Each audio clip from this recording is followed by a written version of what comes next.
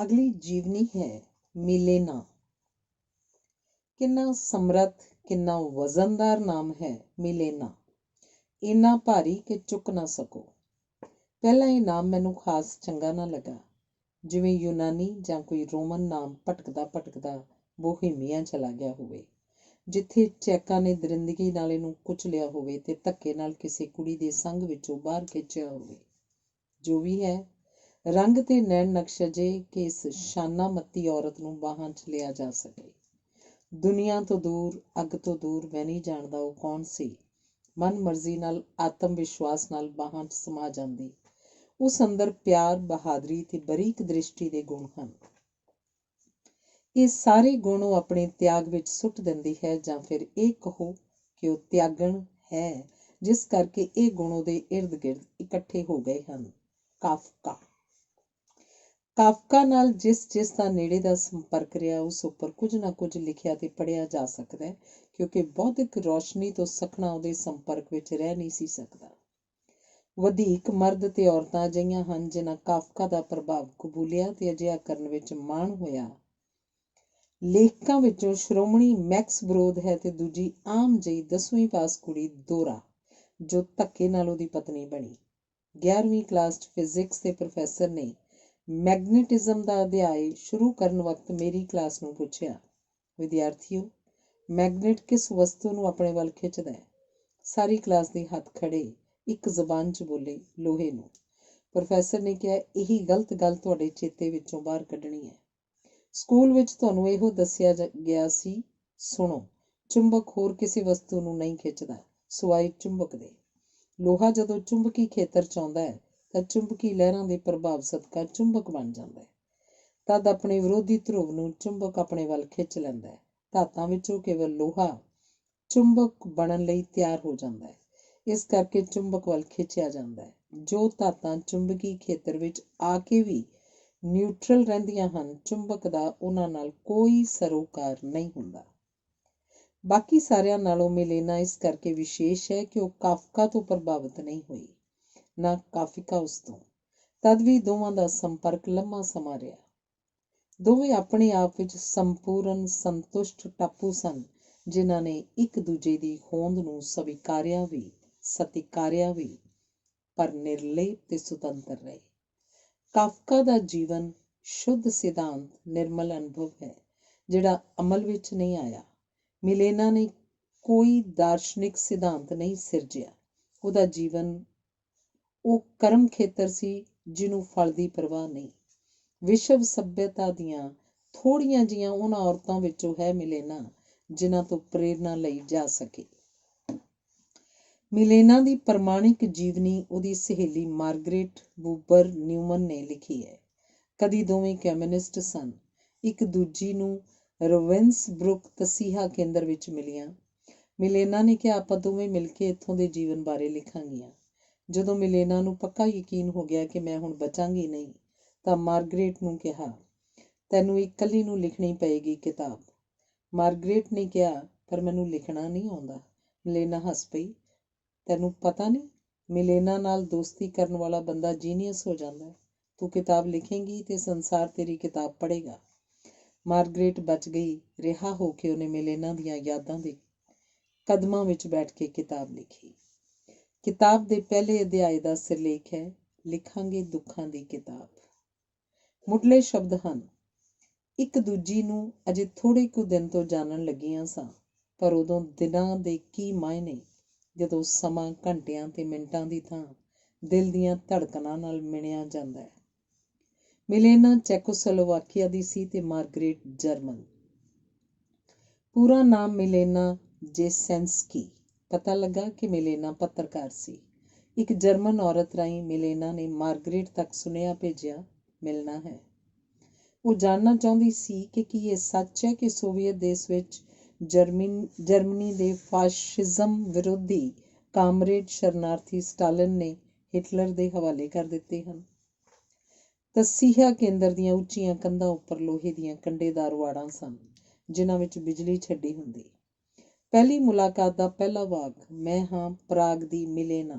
ਹੱਥ ਮਿਲਾਇਆ ਤਾਂ ਮਿਲੇਨਾ ਨੇ ਕਿਹਾ, ਸਹਿਜੇ ਮਾਰਗਰੇਟ, ਜਰਮਨ ਤਰੀਕੇ ਨਾਲ ਹੱਥ ਨਾ ਮਿਲਾ, ਮੇਰੀਆਂ ਉਂਗਲੀਆਂ ਸੁੱਜੀਆਂ ਹੋਈਆਂ ਨੇ। ਉਹਦਾ ਦਾ ਬਦਰੰਗ ਚਿਹਰਾ ਤਕਲੀਫਾਂ ਨਾਲ ਭਰਿਆ ਹੋਇਆ ਸੀ, ਪਰ ਅੱਖਾਂ ਵਿੱਚ ਚਮਕ ਤੇ ਬੋਲਾਂ ਵਿੱਚ ਉਹ ਤਾਕਤ ਕਿ ਮਾਰਗਰੇਟ ਭੁੱਲ ਗਈ ਕਿ ਔਰਤ ਕਮਜ਼ੋਰ ਹੈ। ਲੰਮਾ ਕੱਦ, ਤਰਾਸ਼ੇ ਹੋਠ, ਤਿੱਖਾ ਨੱਕ, ਚੌੜਾ ਮੱਥਾ ਤੇ ਘੁੰਗਰਾਲੇ ਵਾਲ ਦੱਸਦੇ ਕਿ ਦਿਲ ਦਿਮਾਗ ਦੀ ਅਮੀਰੀ ਸਾਹਮਣੇ ਖਲੋਤੀ ਹੈ। ਇੱਕ ਦੂਜੀ ਨਾਲ ਗੱਲ ਕਰਨ ਦੀ ਪਹਿਰੇਦਾਰ ਲਗਾਤਾਰ ਚੌਕਸੀ ਰੱਖਦੇ। ਮਾਰਗਰੇਟ ਡਰਦੀ ਰਹੀ ਕੋਈ ਦੇਖ ਨਾ ਲਵੇ, ਪਰ ਮਿਲੇਨਾ ਇਸ ਤਰ੍ਹਾਂ ਸ਼ਾਂਤ ਜਿਵੇਂ ਕਿਸੇ ਸ਼ਹਿਰ ਦੇ ਵੱਡੇ ਪਾਰਕ ਵਿੱਚ ਆਰਾਮ ਨਾਲ ਖਲੋਤੀ ਗੱਲਾਂ ਕਰੀ ਜਾਏ।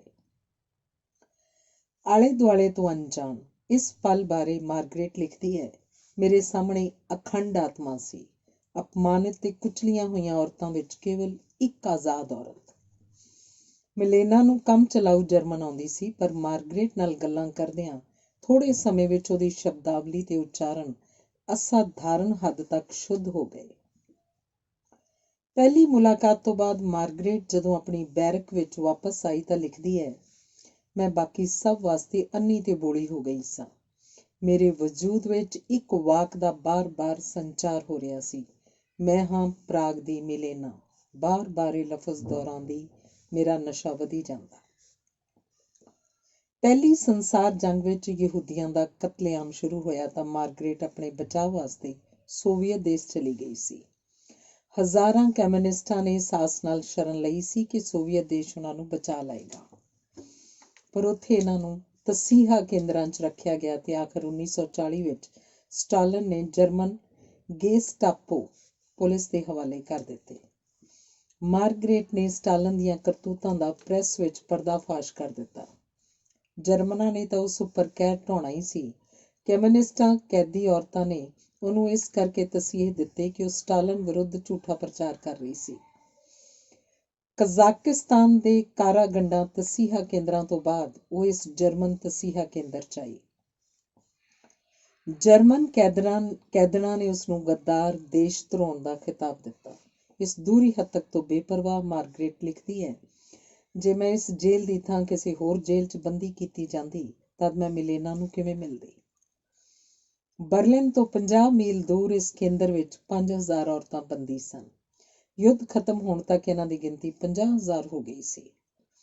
ਵਧੇਕ ਔਰਤਾਂ ਉਹ ਸਨ ਜਿਨ੍ਹਾਂ ਨੂੰ ਪਤਾ ਨਹੀਂ ਸੀ ਕਿ ਉਹਨਾਂ ਨੂੰ ਇੱਥੇ ਕਿਉਂ ਲਿਆਂਦਾ ਗਿਆ। ਬੰਦੀਆਂ ਨੂੰ ਠੰਡ 'ਚ ਰੱਖਿਆ ਜਾਂਦਾ, ਭੁੱਖੇ ਮਾਰਿਆ ਜਾਂਦਾ ਤੇ ਕੁੱਤਿਆਂ ਵਰਗਾ ਵਿਹਾਰ ਹੁੰਦਾ। ਗਾਲਾਂ, ਕੁੱਟਮਾਰ ਆਮ ਗੱਲ ਸੀ। ਜਿਉਂਦੇ ਰਹਿਣ ਵਾਸਤੇ ਆਮ ਕੈਦੀ ਕੁਝ ਵੀ ਕਰਨ ਲਈ ਤਿਆਰ ਹੋ ਜਾਂਦੇ। ਸਾਥੀਆਂ ਦੀ ਮੁਖਬਰੀ ਤਾਂ ਕੀ, ਹਾਕਮਾਂ ਦੇ ਕਹਿਣ ਤੇ ਕੁੱਟਮਾਰ ਕਰ ਦਿੰਦੇ। ਕੇਵਲ ਮਿਲੇਨਾ ਬਚੀ ਜੋ ਟੁੱਟੀ ਨਹੀਂ। ਉਹ ਸਾਰਿਆਂ ਨੂੰ ਧਰਵਾਸ ਦਿੰਦੀ, ਆਪਣੇ ਬਾਬਤ ਦੱਸਣ ਵਿੱਚ ਇੱਕ ਮਿੰਟ ਵੀ ਬਰਬਾਦ ਨਾ ਕਰਦੀ। ਉਹ ਜਾਣਨਾ ਚਾਹੁੰਦੀ ਹੁੰਦੀ, ਕਾਮਲ ਪੱਤਰਕਾਰ ਵਾਂਗ ਉਹ ਇਸ ਤਰ੍ਹਾਂ ਸਵਾਲ ਕਰਦੀ ਕਿ ਸਾਹਮਣੇ ਵਾਲੀ ਔਰਤ ਉਹਨੂੰ ਆਪਣੀ ਸਹੇਲੀ ਸਮਝਣ ਲੱਗੇ। ਉਹਨੇ ਮਾਰਗਰੇਟ ਨੂੰ ਜੋ ਸਵਾਲ ਪੁੱਛੇ ਅਜਿਹੇ ਸਨ ਕਿ ਉੱਤਰ ਦਿੰਦਿਆਂ ਉਹਨੂੰ ਉਹ ਕੁਝ ਯਾਦ ਆ ਗਿਆ ਜੋ ਕਦੀ ਦਾ ਭੁੱਲ ਵਿਸਰ ਗਿਆ ਸੀ। ਇਸ ਆਸ ਨਾਲ ਉਹਨੇ ਸਾਥੀ ਕੈਦੀਆਂ ਦੇ ਨਾਮ ਲਿਖੇ ਜੋ ਰੂਸ ਦੇ ਮੁਸ਼ੱਕਤ ਕੈਂਪਾਂ 'ਚ ਬੰਦ ਸਨ ਕਿ ਕਦੀ ਉਹਨਾਂ ਨੂੰ ਮਿਲੇਗੀ। ਉਹ ਤਾਂ ਉਹ ਗੀਤ ਵੀ ਲਿਖ ਲੈਂਦੀ ਜਿਹੜੇ ਕੈਦੀ ਗਾਇਆ ਕਰਦੇ ਸਨ। ਮਾਰਗਰੇਟ ਤੋਂ ਉਹਨੇ ਪੁੱਛਿਆ, ਕਿੰਨੀ ਦੇਰ ਤੱਕ ਕਮਿਊਨਿਜ਼ਮ ਵਿੱਚ ਤੇਰਾ ਵਿਸ਼ਵਾਸ ਸਥਿਰ ਰਿਹਾ? ਕੀ ਤੈਨੂੰ ਪੱਕਾ ਯਕੀਨ ਹੋ ਗਿਆ ਸੀ ਕਿ ਕਮਿਊਨਿਸਟ ਹਰੇਕ ਨੂੰ ਕੰਮ, ਰੋਟੀ ਤੇ ਆਜ਼ਾਦੀ ਦੇਣਗੇ? ਦੋਵੇਂ ਹੈਰਾਨ ਹੁੰਦੀਆਂ ਕਿ ਪਾਰਟੀ ਦੀ ਭਟਕਣ ਤੇ ਅਸਫਲਤਾਵਾਂ ਵਾਸਤੇ ਕਮਿਊਨਿਸਟ ਨੇਤਾ ਕਿਸ ਹੱਦ ਤੱਕ ਬਹਾਨੇ ਕੱਢਣ 'ਚ ਮਾਹਰ ਹਨ। ਦੋਵਾਂ ਨੇ ਕਮਿਊਨਿਸਟ ਚਰਿੱਤਰਹੀਣਤਾ ਦੀਆਂ ਜੜ੍ਹਾਂ ਖੋਜੀਆਂ। ਮਿਲੇਨਾ ਕਾਰਡ ਹੋਲਡਰ ਪਾਰਟੀ ਮੈਂਬਰ ਸੀ। ਉਸ ਵਕਤ ਰੂਸੀ ਕਮਿਊਨਿਸਟ ਇਨਕਲਾਬ ਦੁਨੀਆ ਭਰ ਲਈ ਪ੍ਰੇਰਨਾ ਸਰੋਤ ਬਣ ਗਿਆ। ਮਿਲੇਨਾ ਪਾਰਟੀ ਵੱਲੋਂ ਦਿੱਤਾ ਹਰ ਫਰਜ਼ ਅਦਾ ਕਰਦੀ। ਉਹਨੇ ਕਦੀ ਕਮਿਊਨਿਸਟ ਰੂਸ ਦਾ ਦੌਰਾ ਨਹੀਂ ਕੀਤਾ, ਪਰ ਪੱਤਰਕਾਰੀ ਦੌਰਾਨ ਜੋ ਤੱਥ ਉਹਦੇ ਸਾਹਮਣੇ ਆਏ, ਉਹਨੇ ਆਪਣਾ ਕਾਰਡ ਟੁਕੜੇ ਕਰਕੇ ਪਾਰਟੀ ਦੇ ਦਫ਼ਤਰ 'ਚ ਵਗਾ ਦਿੱਤਾ। ਪਾਰਟੀ ਨੇ ਐਲਾਨ ਕੀਤਾ ਕਿ ਉਹਨੂੰ ਕੱਢ ਦਿੱਤਾ ਗਿਆ। ਸਟਾਲਿਨ ਦੀ ਸ਼ੁੱਧੀਕਰਨ ਲਹਿਰ ਦੇ ਉਸਨੇ ਬਖੀਏ ਉਧੇੜਨੇ ਸ਼ੁਰੂ ਕਰ ਦਿੱਤੇ। ਰੇਡੀਓ ਮਾਸਕੋ ਦੇ ਪ੍ਰਚਾਰ ਵਿੰਗ ਅੱਗੇ ਉਹਨੇ ਪ੍ਰਸ਼ਨ ਰੱਖੇ, ਚੈੱਕ ਕਮਿਊਨਿਸਟ ਅਤੇ ਸਧਾਰਨ ਕਾਮੇ ਜਿਹੜੇ ਸੋਵੀਅਤ ਰੂਸ ਗਏ ਹਨ, ਉਹਨਾਂ ਦਾ ਕੀ ਹੋਇਆ? ਕੀ ਇਹ ਸੱਚ ਨਹੀਂ ਕਿ ਉਹਨਾਂ ਵਿੱਚੋਂ ਵਧੀਕਤਰ ਜੇਲ੍ਹਾਂ ਵਿੱਚ ਹਨ? ਲੋਕਾਂ ਨਾਲ ਨਿਪਟਣ ਦਾ ਰੂਸੀ ਤਰੀਕਾ ਇਹੋ ਹੈ? ਲੋਕ ਇੰਨੇ ਮਾਸੂਮ ਹੁੰਦੇ ਨੇ, ਭਰੋਸਾ ਕਰ ਬੈਠਦੇ ਨੇ ਕਿ ਰੂਸ ਵਿੱਚ ਸੁਰੱਖਿਆ ਮਿਲੇਗੀ। ਕਮਿਊਨਿਸਟ ਸ਼ਰਨਾਰਥੀਆਂ ਵਿੱਚ ਬਹੁਤ ਸਾਰੇ ਅਜਿਹੇ ਲੋਕ ਰੂਸ 'ਚ ਹਨ ਜਿਨ੍ਹਾਂ ਦੀ ਮੈਂ ਬੜੀ ਇੱਜ਼ਤ ਕਰਦੀ ਹਾਂ। ਇਹੋ ਜਿਹੇ ਵੀ ਨੇ ਜਿਨ੍ਹਾਂ ਨੂੰ ਮੈਂ ਬਿਲਕੁਲ ਪਸੰਦ ਨਹੀਂ ਕਰਦੀ। ਮੇਰੀ ਪਸੰਦ ਜਾਂ ਨਾਪਸੰਦ ਦਾ ਕੀ ਹੈ, ਮੈਂ ਸਾਰਿਆਂ ਦੀ ਸਲਾਮਤੀ ਲਈ ਦੁਆ ਕਰਦੀ ਹਾਂ। ਉਹਦੇ ਕਥਨ 8 ਮਾਰਚ 1939 ਨੂੰ ਛਪੇ।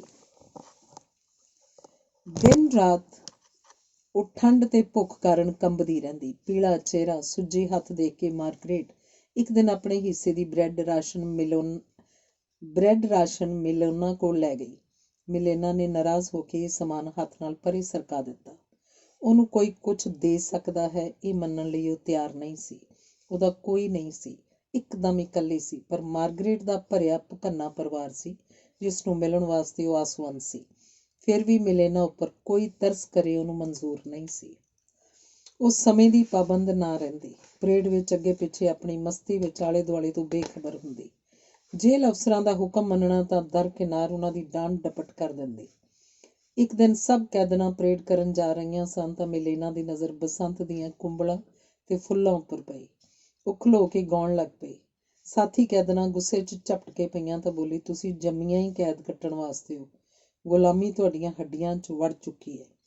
ਕੈਦੀਆਂ ਉੱਪਰ ਕੈਦੀ ਨਿਗਰਾਨ, ਕੈਦੀ ਨਰਸਾਂ, ਕੈਦੀ ਡਾਕਟਰ ਤੇ ਕੈਦੀ ਮੁਖਬਰ ਰੱਖੇ ਜਾਂਦੇ। ਮਿਲੇਨਾ ਕਿਹਾ ਕਰਦੀ, ਕਿੰਨੀ ਆਸਾਨੀ ਨਾਲ ਕੈਦੀ ਆਪਣੇ ਸਾਥੀਆਂ ਦੇ ਖਿਲਾਫ ਆਪਣੇ ਦੁਸ਼ਮਣ ਦੀ ਮਦਦ ਕਰਨ ਲੱਗ ਜਾਂਦੇ ਹਨ। 2 ਕਮਿਊਨਿਸਟ ਔਰਤਾਂ ਮਿਲੇਨਾ ਨੂੰ ਬਾਹਰੋਂ ਮਿਲਣ ਆਈਆਂ।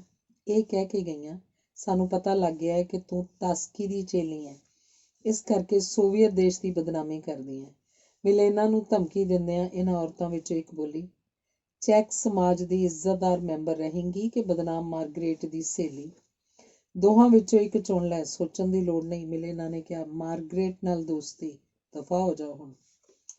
ਜਨਮ 1896 ਈਸਵੀ ਨੂੰ ਪ੍ਰਾਗ 'ਚ ਹੋਇਆ। ਮਾਂ ਬੜੀ ਸੋਹਣੀ ਸੀ, ਕਾਲੇ ਘੁੰਗਰਾਲੇ ਵਾਲ। ਮਿਲੇਨਾ ਨੂੰ ਯਾਦ ਹੈ ਜਦੋਂ 3 ਕੁ ਸਾਲ ਦੀ ਨੂੰ ਉਹ ਗੋਦੀ 'ਚ ਬਿਠਾ ਕੇ ਦੇਰ ਤੱਕ ਉਹਦੇ ਕੇਸ ਵਾਹੁੰਦੀ ਰਹਿੰਦੀ। ਮਿਲੇਨਾ ਮਾਰਗਰੇਟ ਨੂੰ ਦੱਸਿਆ ਕਰਦੀ, ਕੇਸ ਵਾਹੁਣ ਬਾਅਦ ਇਸ ਥਾਂ ਤੋਂ ਮਾਂ ਮੇਰਾ ਵਾਲਾਂ ਦਾ ਛੱਲਾ ਚੁੰਮਦੀ। ਇਹ ਛੱਲਾ ਮੈਨੂੰ ਕਦੀ ਨਹੀਂ ਭੁੱਲਦਾ। ਕਰਮਾਂ ਵਾਲਾ ਛੱਲਾ। ਇਕੱਲੀ ਸੰਤਾਨ, ਅਕਸਰ ਇਕੱਲੀ ਖੇਡਦੀ। ਭਰ ਜਵਾਨੀ 'ਚ ਮਾਂ ਚੱਲ ਵਸੀ। ਮਿਲੇਨਾ ਦੇ ਪੇਕੇ ਵਿਗਿਆਨ, ਕਲਾ, ਥੀਏਟਰ, ਸੰਗੀਤ ਦੇ ਸ਼ੈਦਾਈ, ਪਰ ਸਹੁਰੇ ਘਰ 'ਚ ਸਭ ਕੁਝ ਇਹਦੇ ਉਲਟ। ਮਿਲੇਨਾ ਦੱਸਿਆ ਕਰਦੀ, ਚਪੇੜ ਮਾਰਨ ਦੀ ਗੱਲ ਛੱਡੋ, ਮਾਂ ਕਦੇ ਝਿੜਕਦੀ ਵੀ ਨਹੀਂ ਸੀ। ਮਾਰ ਕੁੱਟ ਦੀ ਡਿਊਟੀ ਪਾਪਾ ਨਿਭਾਇਆ ਕਰਦੇ। ਸਿਲਾਈ ਕਢਾਈ, ਲੱਕੜ ਉੱਪਰ ਖੁਣਾਈ ਦਾ ਕੰਮ ਮਾਂ ਬਹੁਤ ਸੋਹਣਾ ਕਰਦੀ। ਪਿਤਾ ਦੰਦਾਂ ਦਾ ਡਾਕਟਰ ਸੀ, ਮੂੰਹ ਦੇ ਹਰੇਕ ਆਪਰੇਸ਼ਨ ਦਾ ਮਾਹਿਰ ਸਰਜਨ। ਉਹਦਾ ਕਲੀਨਿਕ ਵਧੀਆ ਚੱਲਿਆ। ਉਹਨੇ ਡੈਂਟਲ ਕਾਲਜ ਵੀ ਖੋਲ੍ਹਿਆ ਜੋ ਅੱਜ ਤੱਕ ਡਾਕਟਰ ਜੌਨ ਜੇਸਿੰਸਕੀ ਦੇ ਨਾਂ ਨਾਲ ਚੱਲ ਰਿਹਾ। ਮਿਲੇਨਾ ਪਿਤਾ ਉੱਪਰ ਗਈ, ਅਕਲ ਸ਼ਕਲ ਦੋਹਾਂ 'ਚ। ਪਿਤਾ ਵਾਂਗ ਹੱਸਦਿਆਂ, ਗੱਲਾਂ 'ਚ ਟੋਏ ਪੈਂਦੇ, ਗੱਲ ਕਰਨ ਤੇ ਫੈਸਲੇ ਲੈਣ 'ਚ ਦ੍ਰਿੜ। ਮਿਲੇਨਾ ਨੂੰ ਯਾਦ ਹੈ ਕਿ ਜਦੋਂ ਉਹਦੇ ਭਰਾ ਨੇ ਜਨਮ ਲਿਆ ਤਾਂ ਸਾਰੇ ਪਰਿਵਾਰ ਦਾ ਧਿਆਨ ਮਰੀਅਲ ਜਿਹੇ ਮੁੰਡੇ ਵੱਲ ਹੋ ਗਿਆ। ਮਿਲੇਨਾ ਜਿਵੇਂ ਘਰ 'ਚ ਰਹੀ ਹੀ ਨਾ। ਭਰਾ ਦੀ ਮੌਤ ਹੋ ਗਈ। ਮਿਲੇਨਾ ਜ਼ਿੱਦੀ ਹੋ ਗਈ। ਪਿਤਾ ਅਕਸਰ ਕੁੱਟਮਾਰ ਕਰਦਾ। ਪਿਤਾ ਪਰੰਪਰਾ ਦਾ ਪੁਜਾਰੀ, ਪੁਰਾਣੇ ਢੰਗ ਦਾ ਹੈਟ ਤੇ ਸੂਟ ਪਹਿਨਦਾ। ਮਿਲੇਨਾ ਉੱਪਰ ਹਰ ਪਾਬੰਦੀ। 13 ਸਾਲ ਦੀ ਸੀ ਜਦੋਂ ਮਾਂ ਨੂੰ ਖਤਰਨਾਕ ਨਮੂਨੀਆ ਹੋਇਆ। ਫਿਰ ਅਧਰੰਗ ਦਾ ਹੱਲਾ। ਸਾਰਾ ਦਿਨ ਮਿਲੇਨਾ ਮਾਂ ਨੂੰ ਸੰਭਾਲਦੀ ਥੱਕ ਜਾਂਦੀ। ਆਖਿਰ ਮਾਂ ਦਾ ਵਿਛੋੜਾ ਸਾਹਮਣੇ ਆਇਆ। ਮਿਲੇਨਾ ਨੂੰ ਸਾਰੀ ਉਮਰ ਕਬਰਿਸਤਾਨ ਚੰਗਾ ਲੱਗਦਾ ਰਿਹਾ। ਸਾਰਾ ਦਿਨ ਉਹ ਕਬਰਿਸਤਾਨ 'ਚ ਬੈਠੀ ਬਿਤਾ ਦਿੰਦੀ। ਜਿੱਧਰ ਮੂੰਹ ਹੁੰਦਾ ਫਿਰ ਉੱਧਰ ਤੁਰ ਪੈਂਦੀ। ਪਿਤਾ ਨੂੰ ਇਹ ਹਰਕਤਾਂ ਪਸੰਦ ਨਹੀਂ ਸਨ। ਘਰ 'ਚ ਅਕਸਰ ਤਕੜੇ ਹੰਗਾਮੇ ਹੁੰਦੇ। ਮਿਲੇਨਾ ਕਈ ਦਿਨ ਘਰ ਨਾ ਪਰਤਦੀ। ਕਦੀ ਸਟੇਜ ਦਾ ਸ਼ੌਕ, ਕਦੀ ਚਿੱਤਰਕਾਰਾਂ ਲਈ ਮਾਡਲਿੰਗ ਕਰਨ ਦਾ ਕੰਮ। ਉਹ ਸਾਹਿਤ ਦੀ ਗੰਭੀਰ ਪਾਠਕ ਸੀ। 15 ਤੋਂ 20 ਸਾਲ ਦੀ ਉਮਰ ਤੱਕ ਜੋ ਮਿਲਿਆ ਪੜ੍ਹਿਆ। ਹਮਸਨ, ਦੋਸਤੋਵਸਕੀ, ਮੇਰੇਡਿਥ, ਟਾਲਸਟਾਏ, ਜੈਕਬਸਨ, ਥਾਮਸ ਮਾਨ ਉਹਦੇ ਪਸੰਦੀਦਾ ਸਾਹਿਤਕਾਰ ਸਨ। ਆਸਟਰੀਆ ਪ੍ਰਸ਼ਾਸਨ ਦੇ ਮਿਨਰਵਾ ਸਕੂਲ 'ਚ ਮਿਲੇਨਾ ਨੂੰ ਦਾਖਲ ਕਰਵਾਇਆ ਗਿਆ, ਜੋ ਕੁੜੀਆਂ ਦਾ ਉੱਚ ਕੋਟੀ ਸਟੈਂਡਰਡ ਹਾਈ ਸਕੂਲ ਸੀ। ਲੈਟਿਨ ਤੇ ਗ੍ਰੀਕ ਭਾਸ਼ਾਵਾਂ ਪੜ੍ਹਨੀਆਂ ਲਾਜ਼ਮੀ ਸਨ। ਇਸ ਸਕੂਲ ਦੀ ਸਥਾਪਨਾ ਚੈਕ ਬੁੱਧੀਜੀਵੀਆਂ ਨੇ ਕੀਤੀ ਸੀ। ਇਸ ਸਕੂਲ ਵਿੱਚ ਪੜ੍ਹੀਆਂ ਕੁੜੀਆਂ ਵਿੱਚੋਂ ਪ੍ਰਸਿੱਧ ਅਧਿਆਪਕਾਵਾਂ, ਸਮਾਜ ਸੇਵਿਕਾਵਾਂ ਤੇ ਡਾਕਟਰ ਬਣੀਆਂ। ਮਿਲੇਨਾ ਇਸ ਸਕੂਲ ਦੀ ਯੋਗ ਵਿਦਿਆਰਥਣ ਨਹੀਂ ਮੰਨੀ ਗਈ। ਇਹ ਨਹੀਂ ਕਿ ਦਿਮਾਗੀ ਤੌਰ 'ਤੇ ਕੋਈ ਕਮੀ ਹੋਵੇ, ਉਹਨੂੰ ਪਰੰਪਰਾਗਤ ਨਿਯਮਾਂ ਤੋਂ ਚਿੜ ਸੀ। ਸੁਭਾਵਿਕ ਤੌਰ 'ਤੇ ਬਾਗੀਆਨਾ ਸੁਰ ਦੀ ਮਾਲਕ। ਦੋ ਹੋਰ ਕੁੜੀਆਂ ਸਤਾਸਾ ਤੇ ਜਰਮਿਲਾ ਉਹਦੀਆਂ ਸਹੇਲੀਆਂ ਬਣ ਗਈਆਂ। ਇਹ ਤਿੱਕੜੀ ਪ੍ਰਬੰਧਕਾਂ ਲਈ ਵੱਡੀ ਸਿਰਦਰਦੀ ਬਣੀ। ਤਿੰਨੇ ਹਰ ਵਕਤ ਇਕੱਠੀਆਂ ਰਹਿੰਦੀਆਂ ਹੋਣ ਕਰਕੇ ਸ਼ੱਕ ਕੀਤਾ ਗਿਆ ਕਿ ਹਮ ਜਿਨਸੀ ਹਨ। ਉਹਨਾਂ ਦੀਆਂ ਹਰਕਤਾਂ ਤੋਂ ਅਜਿਹਾ ਪ੍ਰਤੀਤ ਕੀਤਾ ਜਾਂਦਾ ਜਿਵੇਂ ਉਹ ਨਲਾਇਕੀ ਵੱਲ ਵੱਧ ਰਹੀਆਂ ਹਨ। ਬਾਕੀ ਤਾਂ ਠੀਕ। ਮਿਲੇਨਾ ਆਪਣੇ ਕਲੀਨਿਕ ਵਿੱਚੋਂ ਨਸ਼ੇ ਦੀਆਂ ਗੋਲੀਆਂ ਚੁਰਾ ਕੇ ਲਿਆਉਂਦੀ ਤੇ ਤਿੰਨੇ ਰਲ ਕੇ ਖਾਂਦੀਆਂ ਤੇ ਉਡੀਕਦੀਆਂ ਕਿ ਕੀ ਹੋਏਗਾ। ਕੋਕੀਨ ਤੱਕ ਦੀ ਵਰਤੋਂ ਕੀਤੀ। ਮਾਪਿਆਂ ਨੇ ਇਸ ਤਿੱਕੜੀ ਨੂੰ ਤੋੜਨ ਦਾ ਯਤਨ ਕੀਤਾ, ਪਰ ਵਿਅਰਥ। ਪਿਤਾ ਦੀ ਇੱਛਾ ਸੀ ਕਿ ਮਿਲੇਨਾ ਡਾਕਟਰ ਬਣੇ, ਜਿਸ ਕਰਕੇ ਸਕੂਲ ਵਿੱਚ ਪਿੱਛੋਂ ਮੈਡੀਕਲ ਕਾਲਜ ਵਿੱਚ ਦਾਖਲ ਕਰਵਾ ਦਿੱਤਾ। ਪਹਿਲੀ ਸੰਸਾਰ ਜੰਗ ਦੇ ਜ਼ਖਮੀ ਸਿਪਾਹੀਆਂ ਦੇ ਚਿਹਰਿਆਂ ਦਾ ਆਪਰੇਸ਼ਨ ਪਿਤਾ ਕਰਦਾ ਤਾਂ ਮਿਲੇਨਾ ਨੂੰ ਸਹਾਇਕ ਰੱਖਦਾ, ਪਰ ਮਿਲੇਨਾ ਨੂੰ ਜ਼ਖਮਾਂ ਤੋਂ ਘਿਰਨਾ ਹੁੰਦੀ। ਸਾਲ ਕੁ ਬਾਅਦ ਉਹਨੇ ਮੈਡੀਕਲ ਕਾਲਜ ਛੱਡ ਦਿੱਤਾ। ਲੰਮਾ ਕੱਦ, ਸੋਹਣੇ ਨੈਣ ਨਕਸ਼ ਤੇ ਆਤਮ ਵਿਸ਼ਵਾਸ ਨਾਲ ਭਰੀ ਉਹਦੀ ਤੋਰ ਸੀ। ਉਹ ਤੇ ਉਹਦੀਆਂ ਸਹੇਲੀਆਂ ਦੇ ਵਰਤਾਰੇ ਸਦਕਾ ਇਹੋ ਜਿਹੀਆਂ ਟਿੱਪਣੀਆਂ ਅਕਸਰ ਸੁਣਨ ਨੂੰ ਮਿਲਦੀਆਂ, ਇਹ ਛੋਕਰੀਆਂ ਪਰਾਗ ਦੇ ਖਾਨਦਾਨਾਂ ਦੀ ਇੱਜ਼ਤ ਨੂੰ ਲਾਜ਼ਮੀ ਦਾਗੀ ਕਰਨਗੀਆਂ। ਇਹਨਾਂ ਦਿਨਾਂ ਵਿੱਚ ਸਾਰਾ ਯੂਰਪ ਪਰੰਪਰਾ ਦੀ ਪਖੰਡੀ ਕੈਦ ਵਿੱਚੋਂ ਮੁਕਤ ਹੋਣ ਦਾ ਯਤਨ ਕਰ ਰਿਹਾ ਸੀ ਤੇ ਇਸ ਮਨੋਰਥ ਵਾਸਤੇ ਲੀਡਰਸ਼ਿਪ ਪਰਾਗ ਕੋਲ ਸੀ। ਦੁਨੀਆ ਪਰਾਗ ਵੱਲ ਦੇਖ ਰਹੀ ਸੀ। ਉਹਨਾਂ ਦਿਨਾਂ ਦਾ ਜ਼ਿਕਰ ਜੋਸਫ ਕੋਡਿਸਿਕ ਨੇ ਕੀਤਾ ਹੈ। ਬਿਖਰੀ ਧੁੱਪ ਵਾਲਾ ਦਿਨ ਮੈਨੂੰ ਇਉਂ ਯਾਦ ਹੈ ਜਿਵੇਂ ਅੱਜ ਦੀ ਘਟਨਾ ਹੋਵੇ। ਰੰਗ ਬਿਰੰਗੇ ਲਿਬਾਸ ਪਹਿਨੀ ਅਨੇਕ ਕੌਮਾਂ ਦੇ ਲੋਕ, ਫੌਜੀ, ਸਿਵਿਲੀਅਨ ਤੇ ਵਿਦਿਆਰਥੀ। ਚੌਕ ਵਿੱਚ ਗਵਰਨਰ ਦਾ ਉੱਚਾ ਬੁੱਤ ਵੀ ਇਸ ਰੌਣਕ ਨੂੰ ਦੇਖਣ 'ਚ ਮਗਨ। ਇਸ ਸਮੇਂ ਬਾਹਾਂ 'ਚ ਬਾਹਾਂ ਪਾਈ ਦੋ ਕੁੜੀਆਂ ਟਹਿਲਦੀਆਂ ਹੋਈਆਂ ਅਜੀਬ ਲੱਗ ਰਹੀਆਂ ਹਨ, ਕਿਉਂਕਿ ਦੋਵਾਂ ਨੇ ਮੁੰਡਿਆਂ ਵਾਲਾ ਲਿਬਾਸ ਪਹਿਨਿਆ ਹੋਇਆ। ਵਾਲ ਅੰਗਰੇਜ਼ੀ ਢੰਗ ਦੇ ਨਾਜ਼ੁਕ ਤੂਤ ਦੀਆਂ ਛਟੀਆਂ ਵਾਂਗ। ਅਮੀਰੀ, ਠਾਠ ਬਾਠ, ਦਿਖਾਵਾ ਬਿਲਕੁਲ ਨਹੀਂ। ਮਿਲੇਨਾ ਤੇ ਸਤਾਸਾ ਦੋਵਾਂ ਵਿੱਚੋਂ ਮਿਲੇਨਾ ਗਜ਼ਬ। ਪਿਤਾ ਦਾ ਪੈਸਾ ਪਾਣੀ ਵਾਂਗ ਵਹਾਉਂਦੀ ਮਿਲੇਨਾ।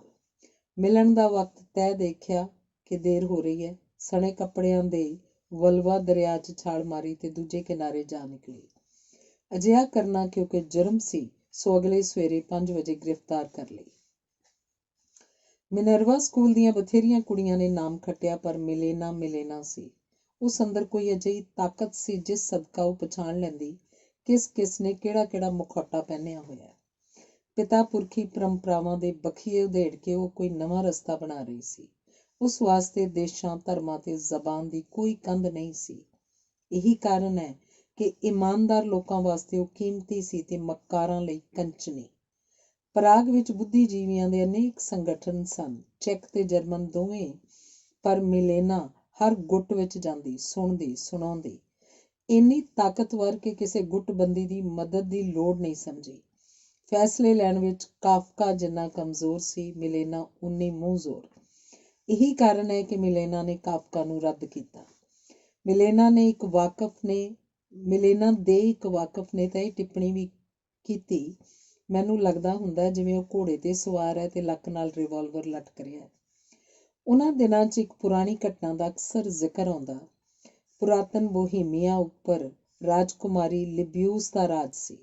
ਉਹਦੇ ਸ਼ਾਸਨ ਵਿੱਚ ਔਰਤਾਂ ਦਾ ਸਤਿਕਾਰ ਸੀ। ਰਾਜਕੁਮਾਰੀ ਨੇ ਪਰੰਪਰਾ ਦੇ ਉਲਟ ਮਨਮਰਜ਼ੀ ਦੇ ਵਿਆਹ ਲਈ ਸਵੰਬਰ ਰਚ ਕੇ ਪ੍ਰੇਮਿਸਲ ਨਾਮ ਦੇ ਇੱਕ ਸਿੱਧੇ ਸਾਦੇ ਕਿਸਾਨ ਦੀ ਚੋਣ ਕੀਤੀ। ਰਾਜਕੁਮਾਰੀ ਦੀ ਮੌਤ ਤੋਂ ਬਾਅਦ ਪ੍ਰੇਮਿਸਲ ਨੇ ਰਾਜਗੱਦੀ ਸੰਭਾਲੀ। ਉਹਦੇ ਰਾਜਕਾਲ 'ਚ ਔਰਤਾਂ ਨੂੰ ਲੱਗਿਆ ਜਿਵੇਂ ਉਹਨਾਂ ਦੇ ਸਨਮਾਨ ਨੂੰ ਠੇਸ ਵੱਜੀ ਹੋਵੇ। ਉਹਨਾਂ ਨੇ ਮਰਦਾਂ ਖਿਲਾਫ ਯੁੱਧ ਲੜਿਆ ਤੇ ਸੈਂਕੜੇ ਕੁੜੀਆਂ ਸੈਨਾਵਾਂ ਹੱਥੋਂ ਮਾਰੀਆਂ ਗਈਆਂ। ਮਿਲੇਨਾ ਨੂੰ ਦੇਖ ਕੇ ਲੋਕ ਇਹ ਕਹਾਣੀ ਯਾਦ ਕਰਦੇ। ਮਿਲੇਨਾ ਦੀ ਭੂਆ ਰੂਜ਼ੇਨਾ ਜੇਸਿੰਸਕੀ ਆਪਣੇ ਸਮੇਂ ਦੀ ਪ੍ਰਸਿੱਧ ਕਵੀ ਤੇ ਨਾਵਲਕਾਰ ਸੀ, ਜਿਸ ਬਾਰੇ ਲੇਖਕ ਆਰਨੇ ਨੋਵਾਕ ਨੇ ਲਿਖਿਆ ਹੈ ਕਿ ਉਹਦੇ ਨਾਵਲਾਂ ਦੇ ਪਾਤਰ ਇੰਨੇ ਜਾਂਬਾਜ਼ ਹਨ ਕਿ ਚਾਹੇ ਖੁਸ਼ੀਆਂ ਦਾ ਮੌਕਾ ਹੋਵੇ, ਚਾਹੇ ਉਸ ਜਹਾਜ਼ ਉੱਪਰ ਸਵਾਰ ਹੋਣ ਜਾਂ ਡੁੱਬ ਰਿਹਾ ਹੋਵੇ, ਉਹ ਆਪਣੇ ਦਿਲ ਦੀ ਗੱਲ ਮੰਨਦੇ ਨੇ। ਕੇਵਲ ਮਿਲੇਨਾ ਆਪਣੀ ਭੂਆ ਨਾਲ ਕਦੀ ਸਹਿਮਤ ਨਾ ਹੋਈ।